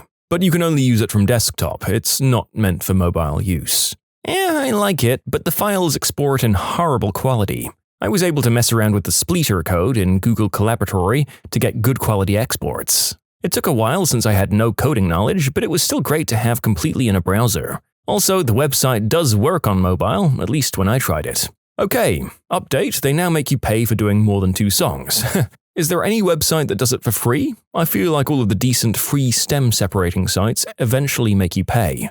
Alternatively, vocals can be added or removed using Audacity. Yay for open source software. I've used it to create karaoke tracks for doing vocal covers as well, and it's surprisingly effective. If you use Reddit, Reddit Enhancement Suite is a must for desktop, with a lot of quality of life options not available in vanilla. Ninite.com. One place to select what you want installed without all the hassle. I use it for freshly formatted PCs to reinstall everything. Last time I saw a question like this, I learned about letterboxing. Fun, free outdoor activity. Use atlasquest.com. Or Libby. Free library audiobooks and ebooks. You can get it in the App Store. And free meditation retreats at dhammer.org. I'm definitely saving this post. You can submit your own stories to be featured here on the channel. The story submission link is in the description below. Don't forget to subscribe to Am I the Genius? Top Class Actions. Basically a site that lists active class action lawsuits you might qualify for. I've used it for trivial things like suing Red Bull for a free case because it didn't give me wings, but on a serious note, it made me aware of the suit against Equifax for leaking my data. That should be a settlement worth over $100. It's a cool way to hold corporations semi-accountable and score some free money or freebies for any wrongdoing that went under the radar. It's literally free legal money. Your local library almost certainly allows you to access free ebooks and audiobooks via Overdrive, the Libby app, Hoopla, or BorrowBox. All you need is a library card and a PIN, which you'll probably need to get in branch. But really, is there ever a bad excuse to go to a library? The selection might be limited, but if you want to splash out a little, you can get a year's out-of-state access to Brooklyn Public Library for $50. That's not as good as free, of course, but it can be a lot cheaper than using Audible, especially if you get through audiobooks at a real rate.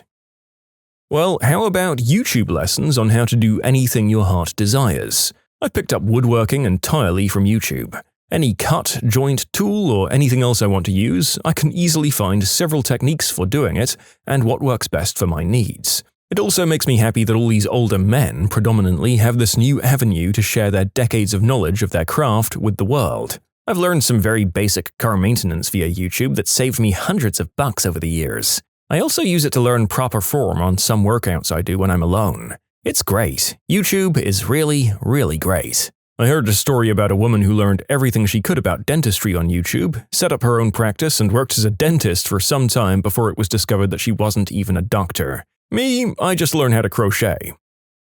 MOOCs.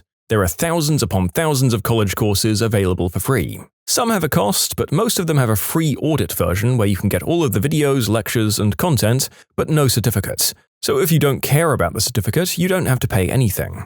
I've done a few computer science ones. I took a few Coursera courses on machine learning. I took Harvard's CS50 course. I learned a lot of software engineering and web development from free courses. Another one I intend to take advantage of is called NAND to Tetris, which teaches how computers work from primitive Boolean algebra to functional operating systems. Look them up. Codecademy is an awesome site to learn how to use some programming languages. It doesn't get into the really advanced stuff, but it's a good start.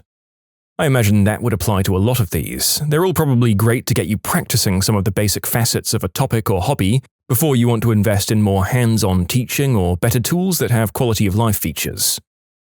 Google Maps and Waze are so useful, it still blows my mind that they're free. Waze does have ads that show up when you're stopped, but it's still free and had a lot of great features. They've slowly been moving the more popular features to Google Maps too, like speed trap reports and current speed and speed limit. Photopia. It's a Photoshop clone that's completely free. There's an unintrusive side banner ad that can be removed by a one-time payment. It has all the basic features of Photoshop using basically the same interface. If you're used to Photoshop and just need to get something done quickly, there's nothing better out there. Best of all, it's completely contained within your browser. There's no installation, no local files, not even an account or sign-in. CoolMathGames.com. Tank wars every time. If you live in the US, state controllers' offices of unclaimed funds. Enter yours or someone else's and bam, I found $9, got a check and $1,000 for a friend. I was owed $2,700 by the university I went to because I'd dropped some classes late, and at the time I was told I couldn't be reimbursed. I got a check in the mail a few weeks later. I dropped out of school about 12 years earlier. Sci-Hub. With this, you can have free access to pretty much all of the scientific articles you want without paywalls. Photo math on a phone. It's better than any calculator, until you get to higher level math, then it doesn't work anymore. Ancient movies for free on YouTube. Noir, sci-fi, monster, drama, and cartoons. Club Penguin rewritten. Everything's unlocked, free membership, and no filters on chat. Be careful, most of them get exploited and your emails, passwords, and IPs get leaked. My source? Me. After 5 different guys all over the world tried to log into my email. After a quick search, I found out it was CPR. Explore.org/livecams. Live cameras to watch all kinds of wildlife. Wikipedia. For fun, just pick 2 random topics and try to get from one to the other by following hyperlinks within the articles. You'll end up just reading a bunch of interesting stuff. There are a couple of game apps for that too. It's really entertaining and you might even learn something. The Wikigame and Wikigame on Android. If you're still in school, the Success Center or Job Center or Writing Center, whatever your school calls it. There's a few there to help you and not many people take advantage of them. This is way too far down in the answers. So many resources available. Creative Commons search functions on websites like YouTube and Google allows you to find music that has no copyright conditions to its use. So if you want to make a YouTube video with music that won't get you sued by Disney, it's totally a lifesaver. CamelCamelCamel.com is really nice to track online prices to help you get the best deal. Also, while I'm here, Black Friday is a myth and the sales aren't good at all.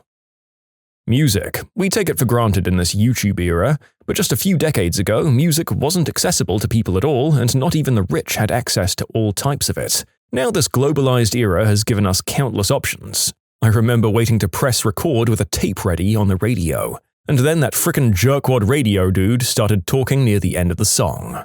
Grrr. Every time I hear someone say, "I was born in the wrong decade," because they like older music, I get irrationally irritated because no, you weren't. You were born in a decade that lets you hear that music anytime, any place, as many times as you want. So shut the F up and listen to more of whatever music you need to be born 30 years earlier to appreciate. If you're an avid reader like me, then www.freebooks.com is a godsend. Lots of ebooks that are free for a limited time period, and you can sign up for newsletters in the genres you prefer. Use Khan Academy for literally everything. It's free knowledge that you can use to clap out of university courses, or simply invest your time in a worthwhile topic. Free quality education is the best education. If you're at all interested in learning 3D modeling or animation, check out Blender. The program is entirely free and just received its latest update to 2.8, which makes it super accessible to new people. A search on YouTube would also lead you to find tons of free tutorials to try and maybe build a hobby on. There are also loads of free add-ons and lots of other content from other Blender users. The Blender Stack Exchange is really active too, so if you get stuck on trying to make something, feel free to ask and you'd usually receive an answer in very little time. A few financial ones. Please note, I'm not affiliated with these in any way. I just use them and really think they're great tools for managing online shopping, budgets, and life. They all have free apps as well. Privacy.com is awesome. I absolutely love their service. It allows you to credit credit cards on the fly that are site-specific, and set a spending limit on them. Make them one-time only, things like that. So you can literally create a separate credit card for every single site you shop on, and be very comfortable in knowing that if they get hacked, your card isn't compromised. It's also super handy for the free trial but must enter CC kind of things. Mint.com. Great budgeting site from TurboTax. So if you have problems with them, don't use it. It allows you to create a budget, then automatically categorizes transactions from linked accounts to show you how you're doing with regards to your budget. It's easy to set up and adjust, and really helps to monitor where your spending is going. If you're in the USA and you earn less than a certain amount of money, currently $69,000, nice, you can use the same software to file your taxes for free. The system is called Free File, and companies that sell you tax software are trying very hard to make it difficult to find on Google. don't let them. Any tax-related sites are probably very US-specific, I'd guess. So as usual for these sorts of videos, the narrator encourages you to research these things before you use them, while he sits and eats Swiss chocolates and drinks Belgian beer in his European fairyland where people don't try to trick you into paying your money into the government wrong. Wikimedia Commons – rights-free, searchable photos for educational purposes. Duolingo. I've been using this for quick Spanish lessons with my morning coffee for a couple of years now. It doesn't override the need to take classes for college credits, but I recently had to take a course and it was a breeze. There are a few hundred languages that it teaches, and the mobile app makes it easy to do anywhere while waiting. Let me tell you about an app called Reddit. I've learned many things from this app. Best part is it's free, and ads can be skipped and you can get help for almost anything. So many books are available online for free. Maybe not all are entirely legal, but if you're a fellow morally bankrupt person, then read away. Also, I owe a big part of my degree to Indian dudes giving lectures on YouTube. Some did a much better job than my professors, in fact. Courses on how to write software. And we only need more of it as the years go by. Software jobs will probably always be in high demand. MP3 Juices takes YouTube videos and converts them to audio downloads. Completely free. When you subscribe, make sure to hit the bell to turn on notifications. Put the playlist on in the background to finish listening to all of the stories. And if you like Am I the Genius, give Am I the Jerk a shot. Everything linked in the description.